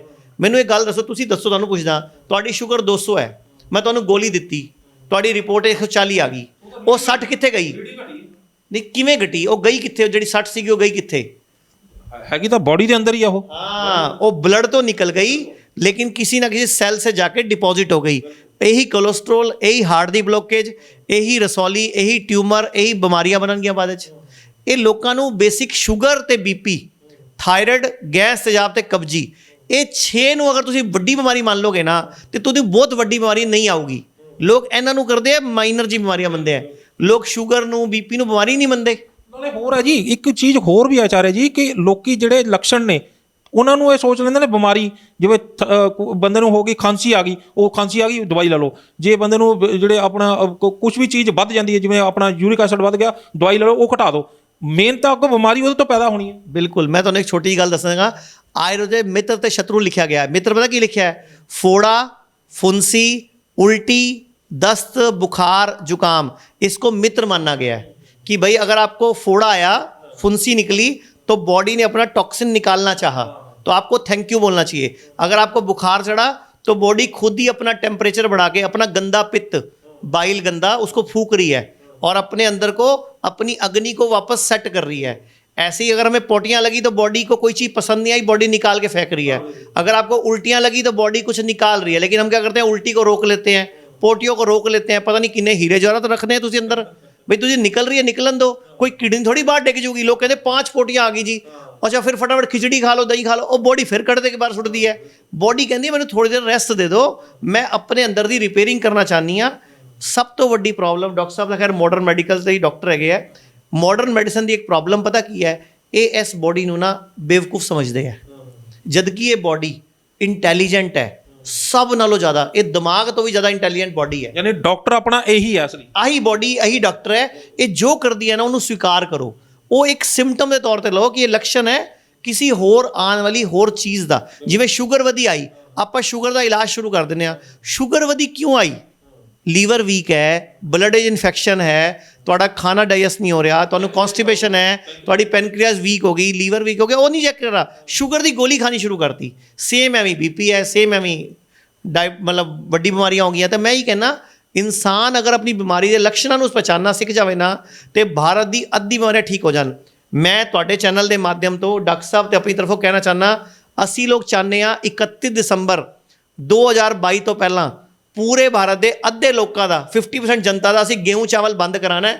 मैं कहना डॉक्टर अद्धे अस्पतालों की भीड़ घट जूगी अगर गेहूं चावल लोग खाना छड़ दें, क्योंकि ये जो गेहूं है नॉर्मल गेहूं नहीं है, जेनेटिकली मॉडिफाइड है। चावल भी सही नहीं, ये मिलेट्स से आना ही पऊगा धरती नूं, फ्रूट ते, सलाद ते, काढ़ियां ते, कशाए ते तुहानूं आना पऊगा। होर कोई तरीका नहीं, वड्डी वड्डी बीमारियां या फिर साडे वर्गे सेंटर होर खोलने पैणगे। ते मैं डॉक्टर साहब दे अपनी तरफों कह भी दिंदा कि तुसीं किहड़े भी शहर बैठे हो, ਅਸੀਂ ਹਰ ਸ਼ਹਿਰ 'ਚ ਆਪਣਾ ਸੈਂਟਰ ਖੋਲ੍ਹਣਾ ਚਾਹੁੰਦੇ ਹਾਂ। ਡੇਰਾ ਬੱਸੀ ਐਡਾ ਵੱਡਾ ਹਸਪੀਟਲ ਖੋਲ੍ਹਤਾ ਸਿਰਫ ਤੁਹਾਡੇ ਵਾਸਤੇ ਕਿ ਤੁਹਾਨੂੰ ਬਿਨਾਂ ਆਪਰੇਸ਼ਨਾਂ ਦੇ, ਬਿਨਾਂ ਕੈਂਸਰ ਦੀ ਕੀਮੋਥੈਰੇਪੀ, ਰੇਡੀਏਸ਼ਨ ਦੇ ਅਸੀਂ ਵੈਸੇ ਠੀਕ ਕਰ ਲਈਏ। ਤੇ ਜਿਹੜਾ ਪਟਿਆਲਾ ਸੈਂਟਰ ਖੋਲ੍ਹਿਆ ਇਹ ਡੇ ਕੇਅਰ ਹੈ, ਇੱਥੇ ਪੰਚਕਰਮਾ ਵੀ ਹੈ। ਮਤਲਬ ਵੱਡੀ ਤੋਂ ਵੱਡੀ ਬਿਮਾਰੀ ਦਾ ਇਲਾਜ ਆਯੁਰਵੇਦ ਵਿੱਚ ਨੈਚੁਰੋਪੈਥੀ ਸੰਭਵ ਹੈ, ਲੇਕਿਨ ਤੁਹਾਨੂੰ ਜਾਗਰੂਕ ਹੋਣਾ ਪਊਗਾ। ਆਚਾਰਿਆ ਜੀ ਆਪਣੀ ਪੰਚਕਰਮਾ ਵਾਲੀ ਗੱਲ ਵਿੱਚ ਰਹਿ ਗਈ ਸੀ, ਬਸਤੀਆਂ ਰਹਿ ਗਈਆਂ ਸੀ ਵਿੱਚ, ਉਹ ਕੀ ਸੀਗੀਆਂ? ਬਸਤੀਆਂ ਨਾਲ ਅਸੀਂ ਵੱਡੀਆਂ ਦੀ ਛੋਟੀਆਂ ਦੀ ਕਲੀਨਿੰਗ ਕਰਦੇ ਹਾਂ। ਜਿਹੜਾ ਮੈਂ ਤੁਹਾਨੂੰ ਜੰਮੇ ਮਲ ਦੀ ਗੱਲ ਕੀਤੀ ਸੀ, ਅੰਦਰ ਜੰਮ ਮਲ ਗਿਆ, ਉਹ ਬਸਤੀਆਂ ਨਾਲ, ਅਨੀਮਾ ਨਾਲ, ਤੇ ਕੁਝ ਆਯੁਰਵੇਦੀ, ਕੁਝ ਅਸੀਂ ਨਾ ਸਪੈਸ਼ਲ ਆਯੁਰਵੇਦੀ ਕੁਝ ਤੇਲ ਹੁੰਦੇ ਆ, ਕੁਝ ਹਰਬਸ ਹੁੰਦੀਆਂ ਜਿਹਨੂੰ ਪਿਲਾ ਕੇ ਥੈਰੇਪੀ ਦਿੰਦੇ ਆ। ਮੈਂ ਤੁਹਾਨੂੰ ਈਵਨ ਕਿ ਹੋਰ ਵੱਡੀ ਗੱਲ ਕਰਦਾ, ਪੰਚਕਰਮਾ 'ਚ ਇੱਕ ਨਵੀਂ ਚੀਜ਼ ਐਡ ਹੋ ਰਹੀ ਹੈ, ਈਵਨ ਕਿ ਤੁਹਾਡਾ ਕਿਡਨੀ ਡਾਇਲਿਸਿਸ ਹੋਣਾ ਹੈ, ਅਸੀਂ ਤੁਹਾਨੂੰ ਵਿਸ਼ੇਸ਼ ਤਰ੍ਹਾਂ ਦੇ ਇੱਕ ਬੈੱਡ ਤੇ ਲਿਟਾਵਾਂਗੇ, ਇੱਕ ਵਿਸ਼ੇਸ਼ ਤਰ੍ਹਾਂ ਦੇ ਟੱਬ 'ਚ ਬਿਠਾਵਾਂਗੇ, ਤੁਹਾਨੂੰ ਡਾਇਲਿਸਿਸ ਦੀ ਲੋੜ ਹੀ ਨਹੀਂ। ਆਰ ਯੂ ਸ਼ੋਰ? ਬਿਲਕੁਲ ਸਰ ਮੈਂ ਤੁਹਾਡੇ ਚੈਨਲ ਤੇ ਬੋਲ ਰਿਹਾ, ਡਾਕਟਰ ਸਾਹਿਬ ਨਾਲ ਬੈਠੇ ਆ, ਅਸੀਂ ਘੱਟੋ ਘੱਟ 100 ਪੇਸ਼ੈਂਟ ਤੇ ਐਕਸਪੈਰੀਮੈਂਟ ਕਰ ਚੁੱਕੇ ਹਾਂ। ਹਟ ਗਈ ਡਾਇਲਿਸਿਸ ਉਹਨਾਂ ਦੀ? ਹਾਂ, ਡਾਇਲਿਸਿਸ ਦੀ ਲੋੜ ਨਹੀਂ ਪਈ ਨਾ, ਕਿਉਂਕਿ ਬੋਡੀ ਨੇ ਕ੍ਰੀਟਿਨਾ ਯੂਰੀਆ ਨੂੰ ਆਪਣੇ ਆਪ ਹੀ ਬੋਡੀ ਨੂੰ ਡੀਟੌਕਸੀਫਾਈ ਕਰਦਾ। ਤੁਹਾਡੀ ਤੀਜੀ ਕਿਡਨੀ ਫੰਕਸ਼ਨ ਸ਼ੁਰੂ ਹੋ ਗਿਆ ਨਾ। ਹੁਣ ਤੁਸੀਂ ਕਹੋਗੇ ਤੀਜੀ ਕਿਡਨੀ ਕਿਹੜੀ ਹੁੰਦੀ ਹੈ? ਤੀਜੀ ਕਿਡਨੀ ਸਾਡੀ ਸਕਿਨ ਹੁੰਦੀ ਹੈ। ਅਸੀਂ ਉਹ ਸਕਿਨ ਦੇ ਰਾਹੀਂ, ਪਸੀਨੇ ਰਾਹੀਂ ਉਹ ਬੋਡੀ ਦਾ ਗੰਦ ਕੱਢਣਾ ਸ਼ੁਰੂ ਕਰਤਾ। ਉਹਦੇ ਵਾਸਤੇ ਸਾਨੂੰ ਇੱਕ ਸਪੈਸ਼ਲ ਟੈਂਪਰੇਚਰ ਤੇ ਇੱਕ ਸਪੈਸ਼ਲ ਟੱਪ ਦੇ ਅੰਦਰ ਬਹਿਣਾ ਹੁੰਦਾ ਕੁਝ ਘੰਟੇ ਵਾਸਤੇ। ਜਿਵੇਂ ਸੋਨਾ ਬਾਥ ਜਿਵੇਂ ਸੋਨਾ ਬਾਥ ਜਾਂ ਜਕੂਜ਼ੀ ਹੁੰਦਾ, ਸਟੀਮ ਬਾਥ ਤੇ ਜਕੂਜ਼ੀ ਹੁੰਦਾ, ਜਿੰਦੇ ਵਿੱਚ ਪਾਣੀ ਦੇ ਵਿੱਚ ਬਹਿੰਦੇ ਆਪਾਂ ਟੱਪ ਦੇ ਵਿੱਚ। ਹੁਣ ਅਸੀਂ ਉਹ ਪਹਿਲਾਂ ਡੇਰਾਬੱਸੀ ਵਾਲੇ ਹਸਪਤਾਲ, ਚੰਡੀਗੜ੍ਹ ਹਸਪਤਾਲ ਸ਼ੁਰੂ ਕਰਤਾ ਹੋਇਆ। ਅਸੀਂ 4 ਬੈੱਡ ਲਗਾਤੇ ਹੈ, ਸਾਡੇ ਕੋਲ ਆਲਰੇਡੀ 15 ਪੇਸ਼ੈਂਟ ਵੀ ਆ ਚੁੱਕੇ ਹੈ, ਜਿਨ੍ਹਾਂ ਦਾ ਰੋਜ਼ ਡਾਇਲਿਸਿਸ ਦੀ ਲੋੜ ਨਹੀਂ ਪੈ ਰਹੀ। ਇਹ ਬਹੁਤ ਵੱਡਾ ਰੈਵੋਲੂਸ਼ਨ ਹੈ। ਲੋਕ ਪਾਗਲ ਹੈ, ਕਿਡਨੀਆਂ ਚੇਂਜ ਹੋ ਰਹੀਆਂ। ਕਿਡਨੀ ਜਦੋਂ ਖਰਾਬ ਹੁੰਦੀ ਹੈ ਨਾ, ਤੇ ਖਾਲੀ ਇੱਕ ਬੰਦਾ ਨਹੀਂ ਖਰਾਬ ਹੁੰਦਾ, ਪੂਰਾ ਪਰਿਵਾਰ ਬਰਬਾਦ ਹੁੰਦਾ ਹੈ। ਕਿਉਂਕਿ ਜਿਹੜਾ ਬੰਦਾ ਜਿੰਦੀ ਡਾਇਲਿਸਿਸ ਦੇ ਹਫਤੇ 2 ਵਾਰੀ ਹੁੰਦਾ ਘੱਟੋ ਘੱਟ, ਇੱਕ ਦਿਨ ਪਹਿਲਾਂ ਇੱਕ ਦਿਨ ਬਾਅਦ ਇਹ ਕਮਜ਼ੋਰੀ, ਉਸ ਤੋਂ ਬਾਅਦ ਬੋਡੀ 'ਚ ਸਵੈਲਿੰਗ, ਪੈਰਾਂ 'ਚ ਸੂਜਨ, ਤੇ ਜਿਹੜਾ ਨਾਲ ਲੈ ਕੇ ਜਾਂਦਾ 4.5 ਘੰਟੇ ਡਾਇਲਿਸਿਸ ਲੱਗਦੇ ਆ, ਫਿਰ ਉੱਥੇ ਲਾਈਨ ਵੀ ਲੱਗਦੀ ਹੈ ਕਈ ਵਾਰੀ, ਤੇ ਜਿਹੜਾ ਦੂਜਾ ਬੰਦਾ ਉਹਦੀ ਵੀ ਨੌਕਰੀ ਛੁੱਟ ਜਾਂਦੀ ਹੈ, ਉਹਦੀ ਆਪ ਦੀ ਵੀ ਛੁੱਟਦੀ ਹੈ। ਤੇ ਮੈਂ ਤਾਂ ਕਹਿੰਦਾ ਸਰਕਾਰ ਨੂੰ ਵੀ ਚਾਹੀਦਾ ਹੈ ਕਿ ਜਿੰਨੇ ਵੀ ਸਰਕਾਰੀ ਕਰਮਚਾਰੀ ਨੇ ਇਹਨਾਂ ਨੂੰ ਆਯੁਰਵੇਦ ਦੇ ਇਲਾਜ ਵਿੱਚ ਛੂਟ ਦਿਓ। ਤਾਂ ਵਾਸਤੇ ਆਯੁਰਵੇਦ 'ਚ ਆਉਂਦੇ ਵੀ ਨਹੀਂ ਲੋਕ, ਕਿਉਂਕਿ ਆਯੁਰਵੇਦ ਦੇ ਇਲਾਜ 'ਚ ਪੈਸਾ ਲੱਗਦਾ ਨਾ, ਕਿਉਂਕਿ ਐਲੋਪੈਥੀ ਦਾ ਇਲਾਜ ਫ੍ਰੀ ਹੈ। ਮੈਨੂੰ ਤਾਂ ਕਈ ਵਾਰੀ ਕਹਿੰਦੇ ਅਫਸੋਸ ਵੀ ਹੁੰਦਾ ਹੈ ਕਿ ਅੱਜ ਵੀ ਦੇਸ਼ ਅੰਗਰੇਜ਼ਾਂ ਦਾ ਗੁਲਾਮ ਹੈ, ਕਿਉਂਕਿ ਅੰਗਰੇਜ਼ੀ ਪੱਤੀ ਨੂੰ ਸਾਰੇ ਇਲਾਜ ਫ੍ਰੀ ਨੇ, ਆਯੁਰਵੇਦ ਦੇ ਲੋਕਾਂ ਨੂੰ ਪਰਮਿਸ਼ਨਾਂ ਲੈਣੀਆਂ ਪੈਂਦੀਆਂ, ਇਲਾਜ ਦੇ ਪੈਸੇ ਵੀ ਨਹੀਂ ਮਿਲਦੇ। ਆਚਾਰਿਆ ਜੀ ਇੱਕ ਚੀਜ਼ ਰਹਿ ਗਈ, ਨੇਜ਼ਲ ਥੈਰੇਪੀ। ਤੁਸੀਂ ਇਹਦੇ ਵਿੱਚ ਜਦੋਂ ਸਾਰਾ ਕੁਝ ਪੰਚਕਰਮਾ 'ਚ ਕਰਦੇ ਹੋ, ਤੇ ਇੱਕ ਨੇਜ਼ਲ ਥੈਰੇਪੀ ਵੀ ਹੁੰਦੀ ਹੈ, ਉਹਦੇ ਬਾਰੇ ਵੀ ਥੋੜ੍ਹਾ ਦਰਸ਼ਕਾਂ ਨੂੰ। ਇੱਕ ਨਸਿਅਮ ਹੁੰਦਾ ਹੈ, ਇੱਕ ਵਿਸ਼ੇਸ਼ ਤਰ੍ਹਾਂ ਦੀ ਜੜੀ ਬੂਟੀਆਂ ਦੇ ਨਾਲ ਧੂੰਆਂ ਕੀਤਾ ਜਾਂਦਾ ਹੈ। ਜਿਵੇਂ ਬ੍ਰੇਨ ਟਿਊਮਰ ਦਾ ਕੇਸ ਹੈ, ਮਾਈਗ੍ਰੇਨ ਦਾ ਕੇਸ ਹੈ, ਜ਼ੁਕਾਮ ਦਾ ਕੇਸ ਹੈ, ਸਾਈਨਸ ਦਾ ਕੇਸ ਹੈ, ਅੱਖਾਂ ਕਮਜ਼ੋਰ ਨੇ, ਮਤਲਬ ਇਸ ਤੋਂ ਉੱਪਰ ਜਿੰਨੇ ਵੀ ਕੇਸ ਹੈ ਨਾ, ਤੇ ਉਹਦੇ ਵਾਸਤੇ ਨਸਿਅਮ ਤੇ ਧੂਪਮ ਮਤਲਬ ਇਹ ਸਿਗਰਟ ਨਹੀਂ, ਇੱਕ ਵਿਸ਼ੇਸ਼ ਤਰ੍ਹਾਂ ਦੀ ਜੜੀ ਬੂਟੀਆਂ ਦੀ ਧੂਪ ਦਿੰਦੇ ਆ, ਜਿੰਦੇ ਨਾਲ ਇਹ ਸਾਰੀ ਬਲੋਕੇਜਸ ਖੁੱਲਦੀਆਂ। ਸਾਡੇ ਕੋਲ ਇਸ ਟਾਈਮ ਚੰਡੀਗੜ੍ਹ ਹਸਪੀਟਲ ਦੇ ਅੰਦਰ ਇੱਕ ਬੱਚੀ ਐਡਮਿਟ ਹੈ 8 ਸਾਲ ਦੀ, ਜਿੰਦੇ ਬ੍ਰੇਨ ਟਿਊਮਰ ਹੈ, ਬੋਡੀ ਦਾ ਬੈਲੈਂਸ ਵਿਗੜਿਆ ਪੂਰੀ ਬੱਚੀ ਦਾ। ਸਰ ਕਰ ਰਹੇ ਨਾ, 7 ਦਿਨ ਹੋ ਗਏ, ਮੇਨਟੇਨ ਹੋ ਗਈ ਬੋਡੀ, ਸਟੇਬਲ ਹੋ ਗਈ ਬੋਡੀ। ਜਿੱਥੇ ਪਹਿਲੇ ਰੋਜ਼ ਡਿਟਰੋਇਡ ਹੋ ਰਹੀ ਸੀ, ਰੋਜ਼ ਉਹਦੀ ਤਬੀਅਤ ਖਰਾਬ ਹੋ ਰਹੀ ਸੀ, 7 ਦਿਨ ਤੋਂ ਸਟੇਬਲ ਹੋ ਗਈ। 8 ਸਾਲ ਦੀ ਬੱਚੀ ਹੈ। ਅੱਛਾ, ਮੈਂ ਤੁਹਾਨੂੰ ਦੱਸ ਵੀ ਦਿੰਦਾ ਹੋਈ ਕਿਉਂ ਹੈ। ਰੋਜ਼ ਚਿਪਸ ਦਾ ਪੈਕਟ ਖਾਂਦੀ ਸੀ, ਤੇ ਰੋਜ਼ ਉਹ ਕਿੰਡਰ ਗਾਰਡਨ ਖਾਂਦੀ ਸੀ, ਜਿਹੜਾ ਉਹ ਅੰਡਾ ਜਾਂਦਾ ਹੈ ਮਿੱਠਾ, ਉਹ ਰੋਜ਼ ਖਾਂਦੀ ਸੀ ਉਹ ਕੁੜੀ 3-4 ਸਾਲ ਤੋਂ। ਤੇ ਬ੍ਰੇਨ 'ਚ ਉਹਦੇ 3 ਸੈਂਟੀਮੀਟਰ ਬਾਈ 5 ਸੈਂਟੀਮੀਟਰ ਟਿਊਮਰ ਹੋ ਗਿਆ।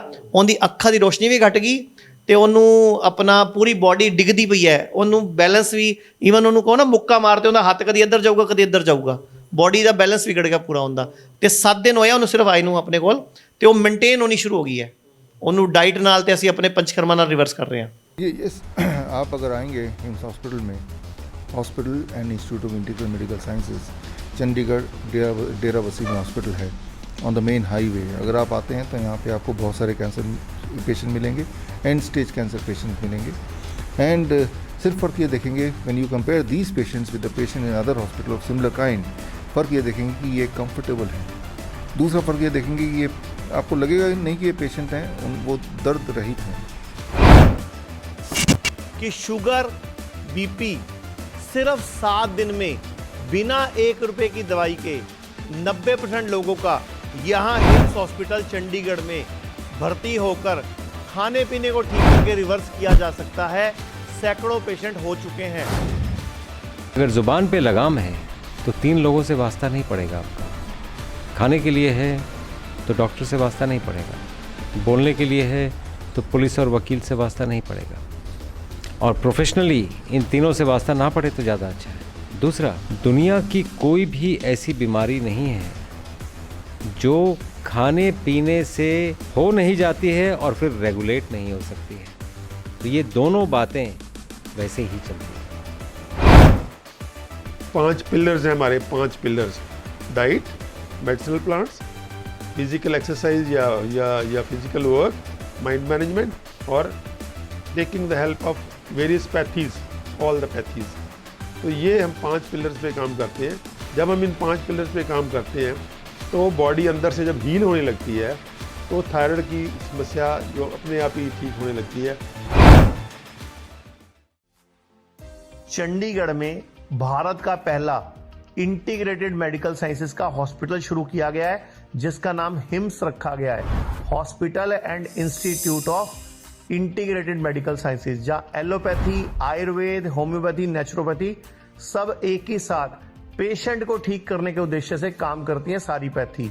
इसमें डॉक्टर विश्वरूप राय चौधरी, डॉक्टर अमर सिंह आजाद, डॉक्टर अवधेश पांडे, आचार्य मनीष, डॉक्टर खादर फली और इन सब की पूरी नॉलेज, ट्रेनिंग और एजुकेशन को यूज किया जा रहा है। लीवर फेल हो, किडनी खराब हो, हार्ट की प्रॉब्लम हो, जोड़ों का दर्द हो, ऑटो इम्यून डिजीज हो, स्टेज 4 कैंसर हो, कोई भी ऐसी बीमारी जो डॉक्टर ने आपको लाइलाज बताई हो या आपको कोई ऑपरेशन बताया हो, तो आप हिस हॉस्पिटल हिम्स में संपर्क कर सकते हैं और बीमारी की जड़ पर काम कर सकते हैं।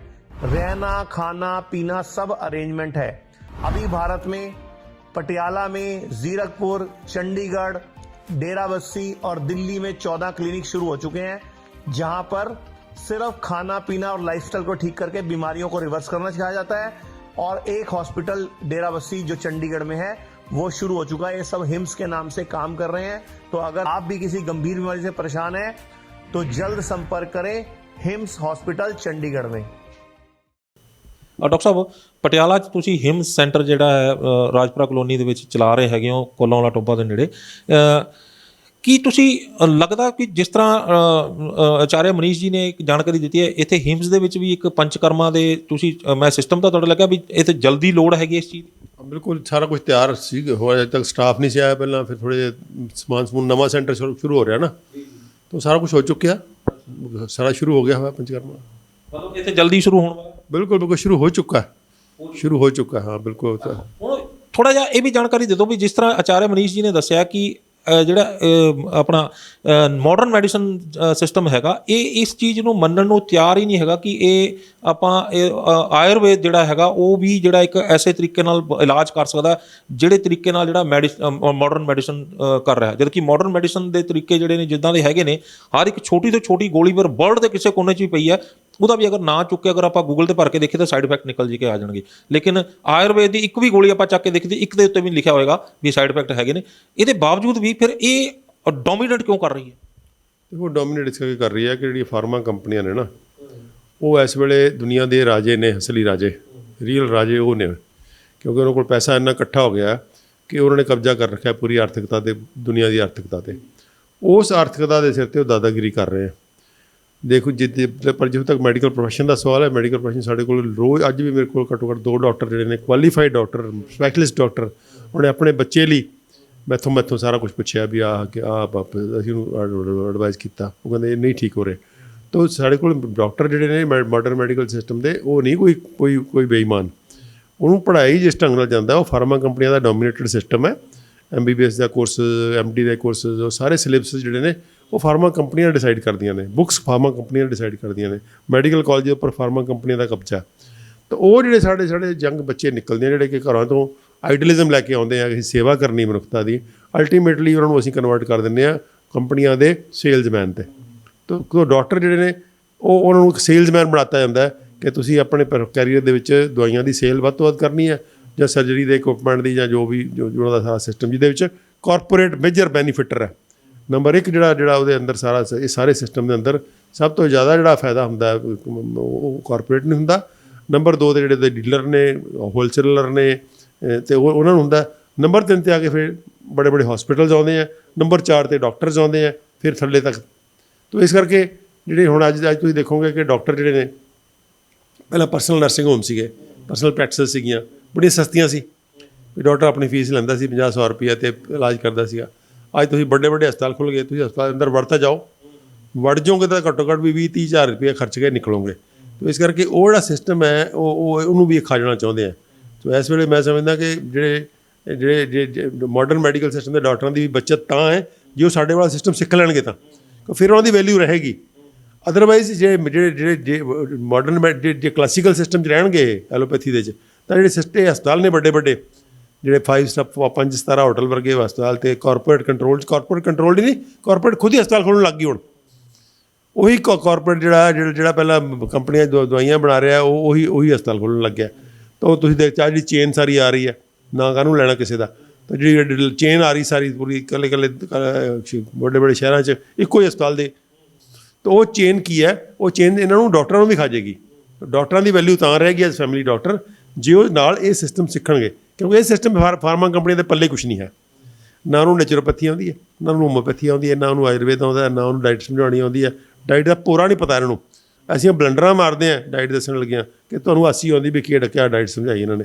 ਤਾਂ ਇਸ ਕਰਕੇ ਸਾਨੂੰ ਉਹਨਾਂ ਜਿਹੜੀਆਂ ਹੋਲਿਸਟਿਕ ਹੈਲਥ ਕੇਅਰ ਦੀਆਂ ਸਕਿੱਲਸ ਨੇ, ਮੈਂ ਮਾਡਰਨ ਮੈਡੀਕਲ ਸਿਸਟਮ ਦਾ ਖੁਦ ਹਾਂ, ਅਤੇ ਮੈਂ ਸਮਝਦਾ ਕਿ ਮੇਰੀ ਵੈਲਿਊ ਇਕੱਲੇ ਡਾਕਟਰ ਦੇ ਤੌਰ 'ਤੇ ਜਿੰਨੀ ਰਹੀ ਹੈ ਅੱਜ ਉਹਦੀ ਵੈਲਿਊ ਮੇਰੇ ਨਾਲ 100 ਗੁਣਾ ਜ਼ਿਆਦਾ ਮੇਰੀ। ਕਿਉਂ ਜ਼ਿਆਦਾ? ਕਿਉਂਕਿ ਮੇਰੇ ਕੋਲ ਨੌਲੇਜ ਹੈਗਾ ਜਿਹੜਾ ਕਿ ਆਯੁਰਵੇਦ ਦੀ ਛਤਰੀ ਥੱਲੇ ਪਲਦਾ। ਅਤੇ ਮੈਂ ਬਾਕੀ ਆਪਣੇ ਦੋਸਤਾਂ ਨੂੰ ਵੀ ਕਹਾਂਗਾ ਐਲੋਪੈਥੀ ਵਾਲਿਆਂ ਨੂੰ ਵੀ ਤੁਸੀਂ ਇਸ ਛਤਰੀ ਥੱਲੇ ਆਓ, ਆਯੁਰਵੇਦ ਦੀ ਛਤਰੀ ਥੱਲੇ ਆਓ, ਅਤੇ ਇਹਦੇ 'ਚ ਹੋਲਿਸਟਿਕ ਹੈਲਥ ਕੇਅਰ ਦੇ ਜਿਹੜੇ ਟੈਕਨੀਕ ਨੇ ਬੜੇ ਸਿੰਪਲ ਜਿਹੇ ਟੈਕਨੀਕ ਨੇ, ਬਹੁਤ ਹੀ ਸਧਾਰਨ, ਅਤੇ ਬੜੇ ਆਰਾਮ ਨਾਲ ਅਸੀਂ ਤੁਹਾਨੂੰ ਸਿਖਾ ਸਕਦੇ ਹਾਂ। ਤੁਸੀਂ ਸਿੱਖ ਸਕਦੇ ਹੋ ਅਤੇ ਤੁਹਾਡੀ ਵੈਲਿਊ ਕਈ ਗੁਣਾ ਜ਼ਿਆਦਾ ਵੱਧ ਜਾਏਗੀ। ਅਤੇ ਤੁਸੀਂ ਇਹਨਾਂ ਜਿਹੜੇ ਵੱਡੇ ਦਿਓਕਾਦ ਹਸਪਤਾਲ ਆ ਰਹੇ ਆ ਉਹਨਾਂ ਦਾ ਰੀਅਲ ਤੁਸੀਂ ਉਹਨਾਂ ਦੇ ਨਾਲ ਕੰਪੀਟ ਕਰ ਸਕੋਗੇ। ਨਹੀਂ ਤਾਂ ਤੁਹਾਨੂੰ ਖਾ ਜਾਣਗੇ ਸਾਰਿਆਂ ਨੂੰ, ਛੋਟੇ ਨਰਸਿੰਗ ਹੋਮ ਕੀ, ਇੰਡੀਵਿਜੂਅਲ ਪ੍ਰੈਕਟੀਸ਼ਨਰਸ ਕੀ, ਕਿਸੇ ਨੂੰ ਛੱਡਣਾ ਹੀ ਨਹੀਂ ਇਹਨਾਂ ਨੇ। ਸੋ ਇਸ ਕਰਕੇ ਮਾਡਰਨ ਮੈਡੀਕਲ ਜਿਹੜੇ ਸਿਸਟਮ ਦੇ ਡਾਕਟਰ ਨੇ ਉਹਨਾਂ ਨੂੰ ਮੇਰੀ ਬਹੁਤ ਹੱਥ ਜੋੜ ਕੇ ਬੇਨਤੀ ਹੈ ਕਿ ਮਰੀਜ਼ਾਂ ਦੇ ਖਾਤਰ ਅਤੇ ਆਪਣੇ ਪ੍ਰੋਫੈਸ਼ਨ ਨੂੰ ਬਚਾਉਣ ਖਾਤਰ, ਆਪਣੀ ਪ੍ਰੈਸਟੀਜ ਬਚਾਉਣ ਦੇ ਖਾਤਰ ਹੋਲਿਸਟਿਕ ਹੈਲਥ ਵੱਲ ਆਓ। ਜਿਹਦਾ ਵੱਡਾ ਛਤਰ ਹੈ ਆਯੁਰਵੇਦ ਦਾ, ਬਾਕੀ ਉਹਦੇ ਥੱਲੇ ਅੱਡ ਸਿਸਟਮ ਜਿਹੜੇ ਪਲਦੇ ਆ। ਜੀ ਡਾਕਟਰ ਆਜ਼ਾਦ ਨੇ ਬੜੇ ਵਿਸਥਾਰ ਦੇ ਨਾਲ ਦੱਸਿਆ ਵੀ ਕਿਸ ਤਰੀਕੇ ਦੇ ਨਾਲ ਜਿਹੜਾ ਵੱਡੇ ਕਾਰਪੋਰੇਟ ਜਗਤ ਜਿਹੜੇ ਨੇ ਪਹਿਲਾਂ ਉਹ ਪੈਸਟੀਸਾਈਡ ਪਾਉਂਦੇ ਨੇ ਖੇਤਾਂ 'ਚ, ਉਸ ਤੋਂ ਬਾਅਦ ਫਿਰ ਉਹ ਦਵਾਈਆਂ ਬਣਾਉਂਦੇ ਨੇ, ਉਸ ਤੋਂ ਬਾਅਦ ਹੁਣ ਹਸਪੀਟਲ ਵੀ ਆਪ ਖੋਲ੍ਹਣ ਲੱਗ ਪਏ ਨੇ, ਅਤੇ ਇੱਕ ਡਾਕਟਰਸ ਨੂੰ ਵੀ ਜਿਹੜਾ ਉਹਨਾਂ ਦੇ ਪ੍ਰੋਫੈਸ਼ਨ ਨੂੰ ਵੀ ਖਾਣਾ ਸ਼ੁਰੂ ਕਰ ਦਿੱਤਾ। ਲੇਕਿਨ ਆਪਾਂ ਭੁੱਲ ਗਏ ਕਿ 200-250 ਸਾਲ ਪਹਿਲਾਂ ਆਪਣੇ ਦੇਸ਼ ਦਾ ਜਿਹੜਾ ਪ੍ਰੋਫੈਸ਼ਨ ਜਿਹੜਾ ਪੱਧਤੀ ਸੀਗੀ ਉਹ ਆਯੁਰਵੇਦ ਸੀ, ਉਹਨਾਂ ਨੂੰ ਅੰਗਰੇਜ਼ ਖਾ ਗਏ। ਉਹਦੇ ਪਿੱਛੇ ਦਾ ਕੀ ਕਾਰਨ ਮੰਨਦੇ ਹੋ ਕਿ ਉਹਨਾਂ ਨੇ ਆਪਣੀ ਉਹਨੂੰ ਮਾਡਰਨਾਈਜ਼ ਨਹੀਂ ਕੀਤਾ ਤਰੀਕੇ ਨੂੰ, ਕਿ ਉਹਨਾਂ ਦੇ ਉੱਤੇ ਇਹ ਸਿਸਟਮ ਨੂੰ ਹਾਵੀ ਕਰਕੇ ਇੱਕ ਕਾਨੂੰਨ ਦੇ ਤਹਿਤ ਇਹ ਸਾਰਾ ਕੁਝ ਕਰ ਦਿੱਤਾ? ਕਿਉਂਕਿ ਅੱਜ ਕੱਲ੍ਹ ਜੇਕਰ ਆਪਾਂ ਦੇਖਿਆ ਜਾਵੇ ਤਾਂ ਮੈਜਿਕ ਰੈਮਡੀਜ਼ ਇੱਕ ਐਕਟ ਇਹੋ ਜਿਹਾ ਹੈਗਾ ਕਿ ਉਹ ਕਿਸੇ ਨੂੰ ਕੁਝ ਕਰਨ ਹੀ ਨਹੀਂ ਦਿੰਦਾ, ਕੁਝ ਵੀ ਕਰਾਂਗੇ। ਬਿਲਕੁਲ, ਖਾਸ ਕਰਕੇ ਆਯੁਰਵੇਦ ਵਾਲਿਆਂ ਨੂੰ ਕਿੰਨਾ ਕੁ ਸਹਿਮਤ ਹੋ? ਦੇਖੋ, ਮੈਂ ਪੂਰੀ ਤਰ੍ਹਾਂ ਸਹਿਮਤ ਹੈਗਾ। ਮੈਂ ਪੂਰੀ ਸਟੱਡੀ, ਪੂਰੀ ਵੀਡੀਓਜ਼ ਵੀ ਬਣਾਈਆਂ, ਪੂਰੀ ਇਸ 'ਤੇ ਰਿਪੋਰਟ ਵੀ ਬਣਾਈ ਸੀ ਇੱਕ, ਕਿ ਜਦੋਂ ਅੰਗਰੇਜ਼ ਭਾਰਤ 'ਚ ਆਏ ਸੀ ਤਾਂ ਆਯੁਰਵੇਦ ਦਾ ਟਰੱਸਟ ਚੱਲਦਾ ਸੀਗਾ। ਜਦੋਂ ਅੰਗਰੇਜ਼ ਭਾਰਤ 'ਚ ਆਏ ਉਦੋਂ ਵੀ ਟੀਕਾਕਰਨ ਹੁੰਦਾ ਸੀ, ਲੇਕਿਨ ਕਿਵੇਂ? ਇੱਕ ਚੇਚਕ ਦਾ ਮਰੀਜ਼ ਹੈ, ਇਹਨੂੰ ਬਿਠਾ ਲਿਆ, ਇਹਦੇ ਸਰੀਰ 'ਚੋਂ ਪਸ ਕੱਢੀ ਟੂਥਪਿਕ ਤੋਂ, ਅਤੇ ਇਹ ਤੁਹਾਡੀ ਬੋਡੀ 'ਚ ਪਾਤੀ, ਇਹ ਹੋ ਗਿਆ ਟੀਕਾਕਰਨ।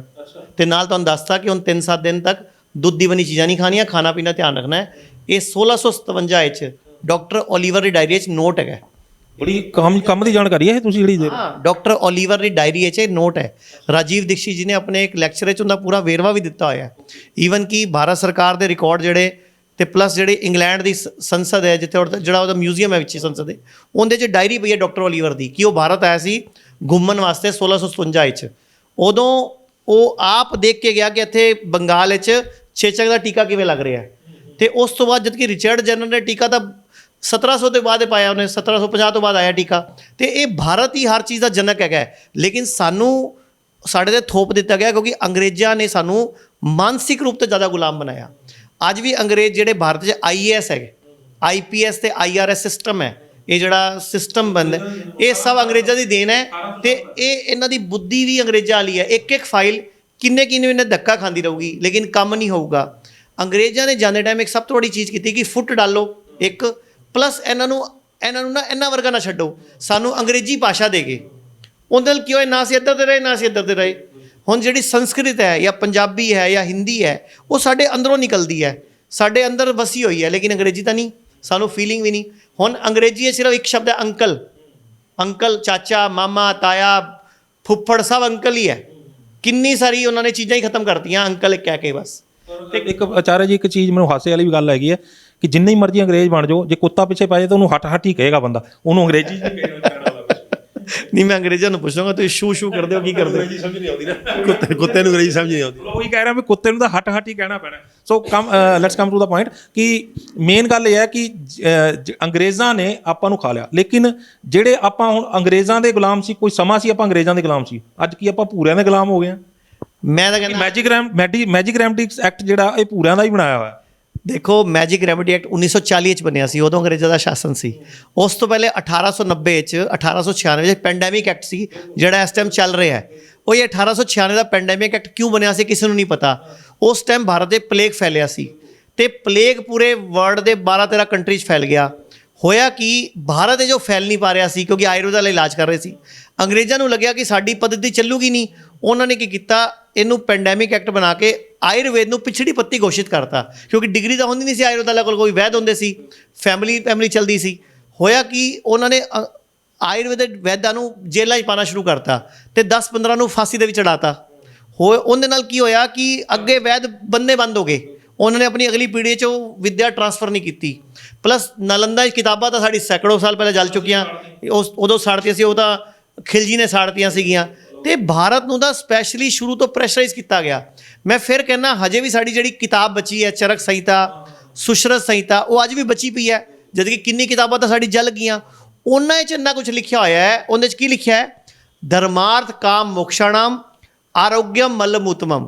धर्म, अर्थ, काम और मोक्ष, ये 4 पुरुषार्थ है जिसको प्राप्त करने के लिए हम मानव जन्म लेकर आए।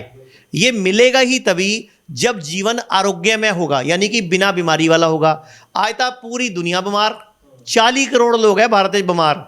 तो मैं तो जो इस प्रोफैशन आया सी, आयुर्वेद आया सी, यही सोच के आया सी कि लोगों को ट्रेनिंग देनी है, एजुकेट करना है कि तुसी स्वस्थ किवें रहना ताकि तुहानूं मोक्ष तां मिले, वरना इत्थे योनियां 'ਚ ही भटकते रह जावांगे। जिवें आपां कहने आ कि कदी जानवर बन गए, कदी ये बन गए, वो बन गए। 84 लाख जोनियां दस्सियां साडे ग्रंथां 'ਚ। ते मैं तां आरोग्यमय बनाउण वास्ते डॉक्टर साहब दा भी अभियान आई है, मेरा भी अभियान आई है। साडे नाल डॉक्टर विश्वरूप राय चौधरी, डॉक्टर अवधेश पांडे, डॉक्टर खादरवली, पूरे इंडिया की वड्डी हस्तियां जिहड़ा खाना पीना नाल लाइफस्टाइल नूं सुधार के लोगों को ठीक कर रही है। असीं मिल के टीम बना के पूरे हिंदुस्तान को सुधारना है तो लोगों को सिखाना है कि बीमार पैना ही नहीं, अपना डॉक्टर खुद बनना है। ਨਿਊਜ਼ ਏਸ਼ੀਆ ਪੰਜਾਬੀ ਦਾ ਵੀ ਇਹੀ ਮਿਸ਼ਨ ਹੈ ਕਿ ਅਸੀਂ ਜਿਹੜੇ ਨੇ ਲੋਕਾਂ ਨੂੰ ਬਿਮਾਰ ਹੋਣ ਨਹੀਂ ਦੇਣਾ। ਜੇਕਰ ਕੋਈ ਬਿਮਾਰ ਹੈ ਤਾਂ ਉਸ ਨੂੰ ਆਪਣਾ ਡਾਕਟਰ ਆਪ ਬਣਾ ਦੇਣਾ, ਜਿਸ ਤਰ੍ਹਾਂ ਤੁਹਾਡੇ ਵਰਗੇ ਦਿੱਗਜ ਲੋਕ ਬੈਠੇ ਨੇ ਇਹਨਾਂ ਤੋਂ ਜਾਣਕਾਰੀਆਂ ਲੈ ਕੇ, ਤਾਂ ਕਿ ਉਹ ਜੇ ਬਿਮਾਰ ਹਨ ਤਾਂ ਇੱਕ ਸੋਚ ਲੈ ਕੇ ਉਹਨਾਂ ਦੇ ਦਿਮਾਗ 'ਚ ਬਣੀ ਜੇ ਰੋਗ ਆ ਸਕਦਾ ਹੈ ਤਾਂ ਜਾਏਗਾ ਵੀ ਨਾਲ। ਤੇ ਹੁਣ ਆਈਏ ਆਪਾਂ ਕਿ ਤੁਹਾਡੇ ਜਿਹੜਾ ਡੇਰਾਬੱਸੀ ਸੈਂਟਰ ਆ, ਥੋੜ੍ਹੀ ਜਿਹੀ ਜਾਣਕਾਰੀ ਤੁਸੀਂ ਦੇਤੀ ਹੈਗੀ ਡੇਰਾਬੱਸੀ ਸੈਂਟਰ ਦੇ ਵਿੱਚ ਕਿਸ ਤਰ੍ਹਾਂ ਕੰਮ ਕਰ ਰਿਹਾ। ਬਹੁਤ ਕੁਝ ਸੁਣ ਲਿਆ ਲੋਕਾਂ ਨੇ, ਮੈਨੂੰ ਲੱਗਦਾ ਕਾਫੀ ਕੁਝ ਅੰਦਰ ਜਿਗਿਆਸਾ ਵੀ ਪੈਦਾ ਹੋ ਗਈ, ਮੈਂ ਜਾਊਂਗਾ ਤੇ ਜਦੋਂ ਜਾਊਗਾ ਤੇ ਕਿੱਦਾਂ ਉਹਨੂੰ ਕਿਹੜੇ ਇਲਾਜ ਕੀ ਥੋੜ੍ਹਾ ਜਿਹਾ ਉਹਦੇ ਬਾਰੇ ਜਾਣਕਾਰੀ।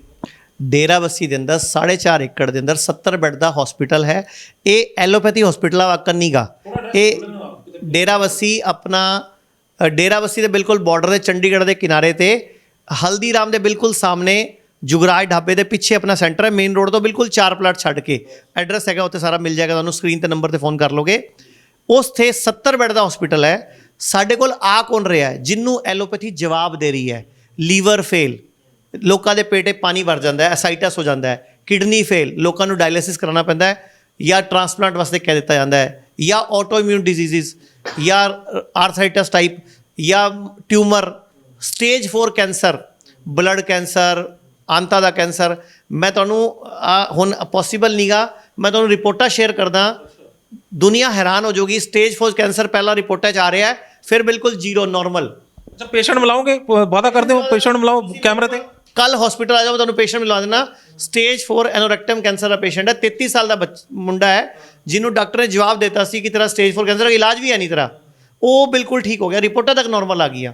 तुसीं पेशेंट मैं लोगों को तां ही वादा कर सकदा भी ये तुसीं ठीक कर रहे हो, ਜਦੋਂ पेशेंट सामने आऊगा भी मैं इत्थों ठीक होया तां पता लगूगा। मैं तुहानूं रिकॉर्डिंग करके भेज सकदा, नहीं तो तुसीं साडे हॉस्पिटल आके रिकॉर्डिंग कर सकदे हो। मैं वादा करदा मैं पब्लिक विथे किथे भी जाण ਨੂੰ ਤਿਆਰ ਹਾਂ। बिल्कुल तुहानूं मिल जाणगे। ਉੱਥੇ ਅਸੀਂ ਪੰਚਕਰਮਾ ਕਰਦੇ ਹਾਂ, ਨੈਚੁਰੋਪੈਥੀ, ਮਿੱਟੀ ਪਾਣੀ ਦੇ ਲੇਪਾਂ ਨਾਲ, ਪਲੱਸ ਖਾਣ ਪਾਣ ਦੇ ਤਰੀਕੇ, ਸਵੇਰੇ ਸ਼ਾਮ ਯੋਗਾ ਮੈਡੀਟੇਸ਼ਨ ਦੀ ਕਲਾਸਿਸ, ਪਲੱਸ ਟ੍ਰੇਨਿੰਗ ਤੇ ਐਜੂਕੇਸ਼ਨ, ਪਲੱਸ ਖਾਣ ਪੀਣ ਸਾਡੀ ਮਰਜ਼ੀ ਦਾ। ਇਹ ਕਲਾਸਾਂ ਲੱਗਦੀਆਂ ਉਹਨਾਂ ਦੀਆਂ ਜਿਹੜੇ ਪੇਸ਼ੈਂਟ ਹੁੰਦੇ? ਹਰ ਪੇਸ਼ੈਂਟ ਨੂੰ ਪੜ੍ਹਾਈ ਕਰਾਉਂਦੇ। ਤੁਸੀਂ ਸੋਚੋਗੇ ਪੇਸ਼ੈਂਟ ਨੂੰ ਪੜ੍ਹਾਉਂਦੇ ਕਿਉਂ ਹੋ? ਤਾਂ ਕਿ ਜ਼ਿੰਦਗੀ ਭਰ ਤੁਸੀਂ ਦੁਬਾਰਾ ਬਿਮਾਰ ਨਹੀਂ ਪੈਣਾ ਤੇ ਆਪਣੇ ਪੂਰੇ ਖਾਨਦਾਨ ਨੂੰ, ਮਹੱਲੇ ਨੂੰ, ਸ਼ਹਿਰ ਨੂੰ, ਸਟੇਟ ਨੂੰ ਤੇ ਦੇਸ਼ ਨੂੰ ਕਿਵੇਂ ਠੀਕ ਕਰਨਾ ਹੈ, ਇਹ ਆਪਾਂ ਨੌਲੇਜ ਦਿੰਦੇ ਹਾਂ ਲੋਕਾਂ ਨੂੰ।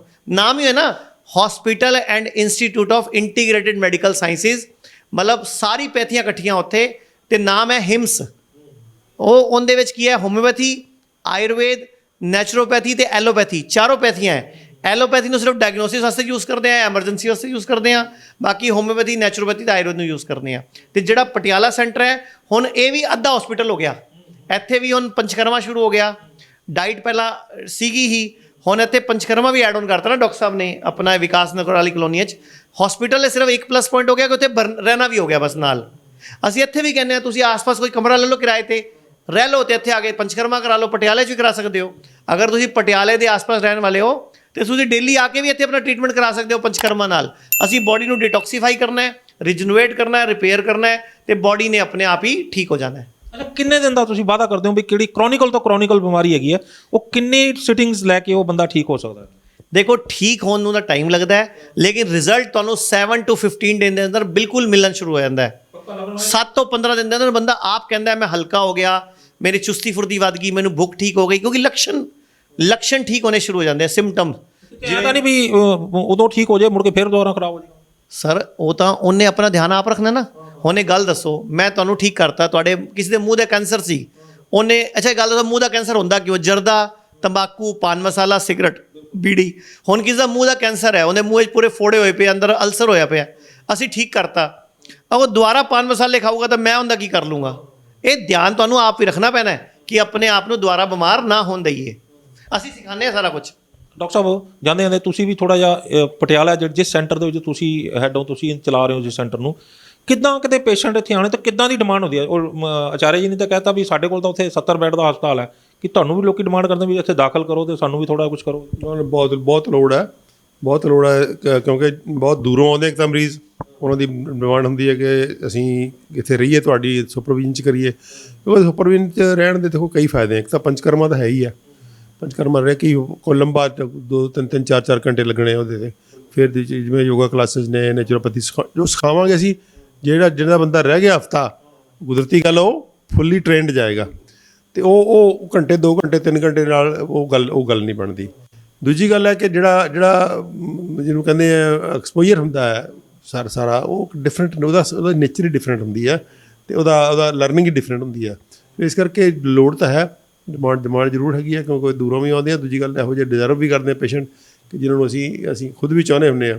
ਹੁਣ ਮੈਂ ਬਹੁਤ ਵਾਰੀ ਪੇਸ਼ੈਂਟ ਮੋੜੇ ਆ ਮੇਰੇ ਕੋਲ। ਇੱਕ ਦਿਨ ਉਹ ਯੂਪੀ ਦੀ ਪੇਸ਼ੈਂਟ ਆ ਗਈ, ਸਹਾਰਨਪੁਰ ਦੀ ਸੀ, ਸਹਾਰਨਪੁਰ ਦੀ ਪੇਸ਼ੈਂਟ ਤਾਂ ਤੁਹਾਨੂੰ ਵੀ ਦਿਖਾਈ ਸੀ ਮੈਂ। ਅਤੇ ਉਹ ਵਿਚਾਰੀ, ਉਹਦੀ ਬ੍ਰੈਸਟ ਦੇ ਉੱਪਰ ਇੰਨਾ ਸਾਰਾ ਫੋੜਾ ਹੋਇਆ ਹੋਇਆ, ਉਹਦੀ ਡਰੈਸਿੰਗ ਕਰਨੀ ਬਣਦੀ ਸੀ। ਜੇ ਅਸੀਂ ਉਹਦੀ ਡਰੈਸਿੰਗ ਢੰਗ ਸਿਰ ਕਰਦੇ ਤਾਂ ਉਹਨੇ ਮਹੀਨੇ 'ਚ ਠੀਕ ਹੋ ਜਾਣਾ ਸੀਗਾ।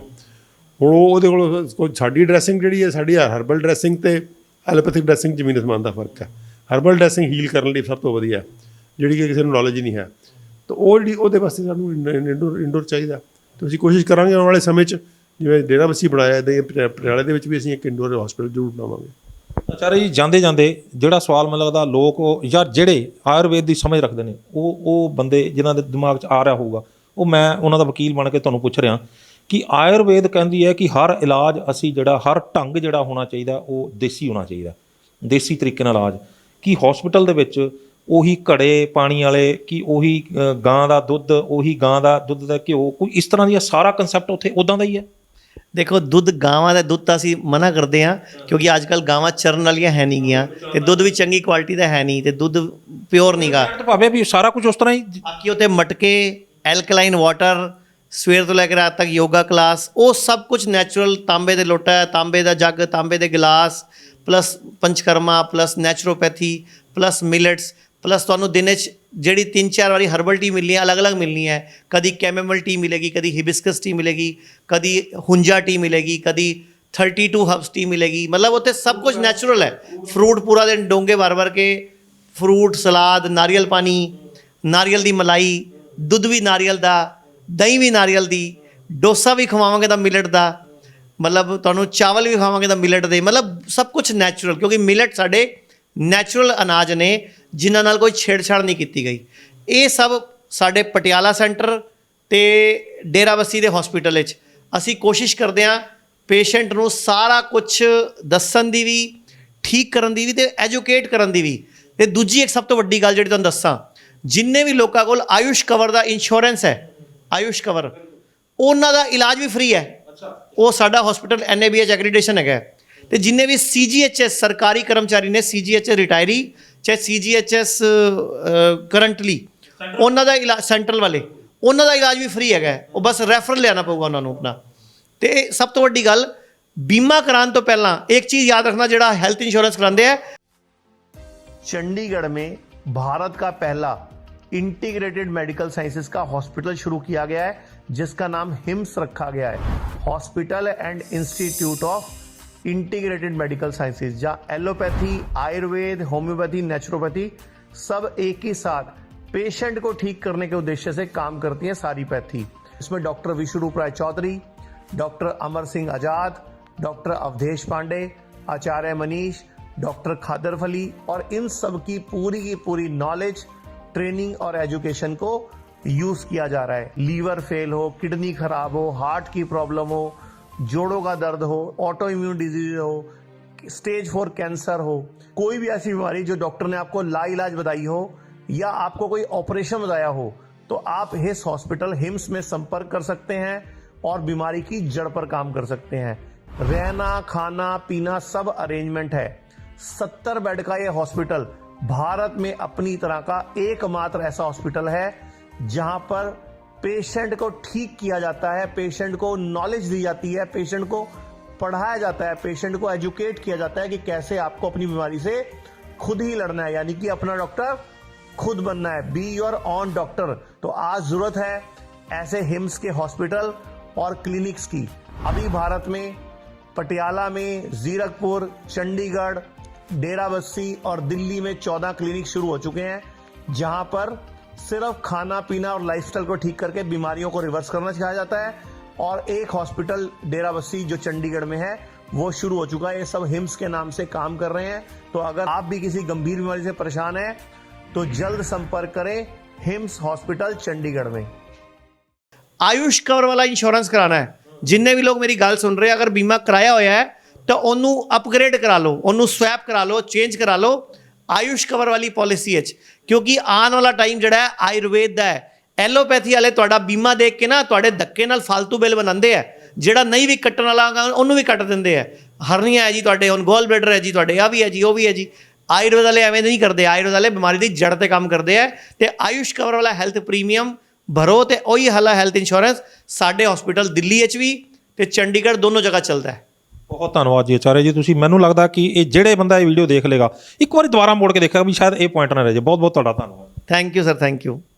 ਧੰਨਵਾਦ ਜੀ ਸਰ। ਸੋ ਇਹ ਸਨ ਆਚਾਰਿਆ ਮਨੀਸ਼ ਜੀ ਤੇ ਡਾਕਟਰ ਅਮਰ ਸਿੰਘ ਆਜ਼ਾਦ, ਵਿਸ਼ਵ ਪ੍ਰਸਿੱਧ ਦੋਨੇ ਸ਼ਖਸ ਹੈਗੇ ਨੇ। ਸ਼ਖਸੀਅਤਾਂ ਨੂੰ ਤੁਹਾਡੇ ਸਾਹਮਣੇ ਪੇਸ਼ ਕੀਤਾ ਹੈਗਾ ਤੇ ਜੋ ਜਾਣਕਾਰੀਆਂ ਇਹਨਾਂ ਨੇ ਦਿੱਤੀਆਂ ਨੇ, ਮੈਨੂੰ ਲੱਗਦਾ ਉਹ ਪੱਲੇ ਬੰਨ੍ਹ ਲੇ ਜੇ ਕੋਈ ਬੰਦਾ, ਤੇ ਬਿਮਾਰੀ ਜਿਹੜੀ ਹੈ ਕੋਈ ਕਾਰਨ ਨਹੀਂ ਰਹਿ ਜਾਂਦਾ, ਘਰੋਂ ਦੌੜ ਨਾ ਜਾਵੇ। ਹਰ ਬੰਦੇ ਨੂੰ ਇਹ ਵੀਡੀਓ ਦੇ ਉੱਤੇ ਇੱਕ ਵਾਰੀ ਜਿਹੜਾ ਉਹ ਧਿਆਨ ਨਾਲ ਸੁਣ ਕੇ ਤੇ ਨੋਟ ਕਰਨ ਵਾਲੀਆਂ ਚੀਜ਼ਾਂ ਜ਼ਰੂਰ ਹੋਣਗੀਆਂ। ਇਹਦੇ ਵਿੱਚ ਬਹੁਤ ਸਾਰੀਆਂ ਚੀਜ਼ਾਂ ਨੋਟ ਕਰਨੀਆਂ ਚਾਹੀਦੀਆਂ ਨੇ। ਆਚਾਰਿਆ ਮਨੀਸ਼ ਜੀ ਜਿਸ ਤਰ੍ਹਾਂ ਦੱਸਿਆ ਹੈਗਾ ਕਿ ਪੰਚਕਰਮਾ ਜਿਹੜੀ ਇੱਕ ਐਸੀ ਵਿਧੀ ਹੈਗੀ ਹੈ, ਇੱਕ ਐਸੀ ਪੱਧਤੀ ਹੈਗੀ ਹੈ ਜਿਹਦੇ ਨਾਲ ਇਲਾਜ ਜਦੋਂ ਹੁੰਦਾ ਤਾਂ ਉਹ 15 ਦਿਨ ਦੇ ਵਿੱਚ ਬੰਦਾ ਆਪ ਬੋਲ ਪੈਂਦਾ ਕਿ ਮੈਂ ਹੁਣ ਠੀਕ ਹਾਂ, ਚਾਹੇ ਵੱਡੀ ਤੋਂ ਵੱਡੀ ਬਿਮਾਰੀ ਹੋਵੇ। ਤੇ ਮੈਨੂੰ ਲੱਗਦਾ ਕਿ ਅਜਿਹੀਆਂ ਪੱਧਤੀਆਂ, ਅਜਿਹੀ ਵਿਧੀਆਂ ਨੂੰ ਜਿਹੜਾ ਪ੍ਰਮੋਟ ਕਰਨ ਦੀ ਲੋੜ ਹੈ। ਕੋਈ ਲੋੜ ਨਹੀਂ ਕੈਂਸਰ ਦਾ ਆਪਰੇਸ਼ਨ ਕਰਾਉਣ ਦੀ, ਕੋਈ ਲੋੜ ਨਹੀਂ ਸਾਨੂੰ ਗੋਡੇ ਬਦਲਾਉਣ ਦੀ, ਕੋਈ ਲੋੜ ਨਹੀਂ ਸਾਨੂੰ ਮੋਢੇ ਬਦਲਾਉਣ ਦੀ, ਕੋਈ ਲੋੜ ਨਹੀਂ ਸਾਨੂੰ ਅਜਿਹੇ ਇਲਾਜ ਕਰਾਉਣ ਦੀ ਜਿਹੜੇ ਅੰਗ ਵੱਢ ਦੇਣ। ਲੋੜ ਹੈ ਤਾਂ ਅਜਿਹੀਆਂ ਪੱਧਤੀਆਂ ਨੂੰ ਪ੍ਰਮੋਟ ਕਰਨ ਦੀ, ਲੋੜ ਹੈ ਤਾਂ ਅਜਿਹੀਆਂ ਵਿਧੀਆਂ ਨੂੰ ਪ੍ਰਮੋਟ ਕਰਨ ਦੀ ਜਿਹੜੇ ਇਨਸਾਨ ਨੂੰ ਉਸੇ ਰੂਪ ਦੇ ਵਿੱਚ ਦੁਬਾਰਾ ਲਿਆਉਂਦੇ ਨੇ ਜਿਸ ਰੂਪ ਦੇ ਵਿੱਚ ਰੱਬ ਨੇ ਤੁਹਾਨੂੰ ਧਰਤੀ 'ਤੇ ਭੇਜਿਆ। 100 ਸਾਲ ਤੱਕ ਮਰਨਾ ਨਹੀਂ ਹੈਗਾ ਜੇਕਰ ਆਪਾਂ ਅਜਿਹੀਆਂ ਪੱਧਤੀਆਂ ਦੇ ਵਿੱਚ ਰਹਾਂਗੇ। ਕਿਹੜਾ ਬੰਦਾ ਨਹੀਂ ਠੀਕ ਹੋਏਗਾ ਜਿਸ ਨੂੰ ਇਸ ਤਰ੍ਹਾਂ ਦੇ ਹਸਪੀਟਲ ਦੇ ਵਿੱਚ ਜਾ ਕੇ ਇੱਦਾਂ ਦੀ ਖੁਰਾਕ ਮਿਲੇਗੀ, ਇੱਦਾਂ ਦੀ ਐਕਸਰਸਾਈਜ਼ ਮਿਲੇਗੀ, ਇਸ ਤਰ੍ਹਾਂ ਦਾ ਯੋਗਾ ਮਿਲੇਗਾ, ਇਸ ਤਰ੍ਹਾਂ ਦਾ ਮਾਹੌਲ ਮਿਲੇਗਾ। ਮੈਨੂੰ ਨਹੀਂ ਲੱਗਦਾ ਕਿ ਉਹ ਬੰਦਾ ਜਿਹੜਾ ਉਹ ਜ਼ਿਆਦਾ ਦੇਰ ਬਿਮਾਰ ਰਹਿ ਸਕਦਾ। ਹਾਲਾਤ ਹੀ ਇਸ ਤਰ੍ਹਾਂ ਦੇ ਹੋ ਜਾਣਗੇ ਕਿ ਉਹ ਆਪਣੇ ਅੰਦਰੋਂ ਉਹਦੇ ਇੱਛਾ ਜਿਉਣ ਦੀ ਜਾਗ ਉੱਠੇਗੀ। ਸੋ ਤੁਹਾਨੂੰ ਇਹ ਗੱਲਬਾਤ ਕਿਵੇਂ ਲੱਗੀ? ਆਪਣੀ ਰਾਏ ਸਾਨੂੰ ਸਾਡੇ ਕਮੈਂਟ ਬਾਕਸ ਜ਼ਰੂਰ ਦੇਣਾ। ਜੇਕਰ ਵੀਡੀਓ ਵਧੀਆ ਲੱਗੀ ਹੈ ਤਾਂ ਇਸ ਨੂੰ ਲਾਈਕ ਤੇ ਸ਼ੇਅਰ ਵੱਧ ਤੋਂ ਵੱਧ ਕਰ ਦਿਓ। ਹੋ ਸਕਦਾ ਹੈ ਕੋਈ ਇੱਕ ਇਨਸਾਨ ਅਜਿਹਾ ਜਿਹੜਾ ਇਲਾਜ ਕਨੀਓ ਤੰਗ ਬੈਠਾ ਹੋਵੇ, ਬਹੁਤ ਬੁਰੀ ਤਰ੍ਹਾਂ ਸਾਰੇ ਪਾਸੋਂ ਉਹਨੂੰ ਮਨਾ ਕਰ ਦਿੱਤਾ ਗਿਆ ਹੋਵੇ, ਤੇ ਇਸ ਵੀਡੀਓ ਨੂੰ ਦੇਖ ਕੇ ਜੇਕਰ ਉਹ ਇੱਕ ਬੰਦਾ ਵੀ ਠੀਕ ਹੋ ਜਾਂਦਾ ਤਾਂ ਅਸੀਂ ਸਮਝਾਂਗੇ ਕਿ ਸਾਡੇ ਇਸ ਵੀਡੀਓ ਨੂੰ ਬਣਾਉਣ ਦਾ ਮਕਸਦ ਕਾਮਯਾਬ ਰਿਹਾ। ਸਾਡੇ ਚੈਨਲ ਨੂੰ ਲਾਈਕ ਤੇ ਸਬਸਕ੍ਰਾਈਬ ਕਰਨਾ ਨਾ ਭੁੱਲਿਓ। ਅਗਲੀ ਵਾਰ ਫੇਰ ਹਾਜ਼ਰ ਹੋਵਾਂਗੇ ਇੱਕ ਨਵੇਂ ਮੁੱਦੇ, ਇੱਕ ਨਵੇਂ ਮਹਿਮਾਨ ਦੇ ਨਾਲ। ਉਦੋਂ ਤੱਕ ਮੈਨੂੰ ਦਿਓ ਇਜਾਜ਼ਤ। ਧੰਨਵਾਦ।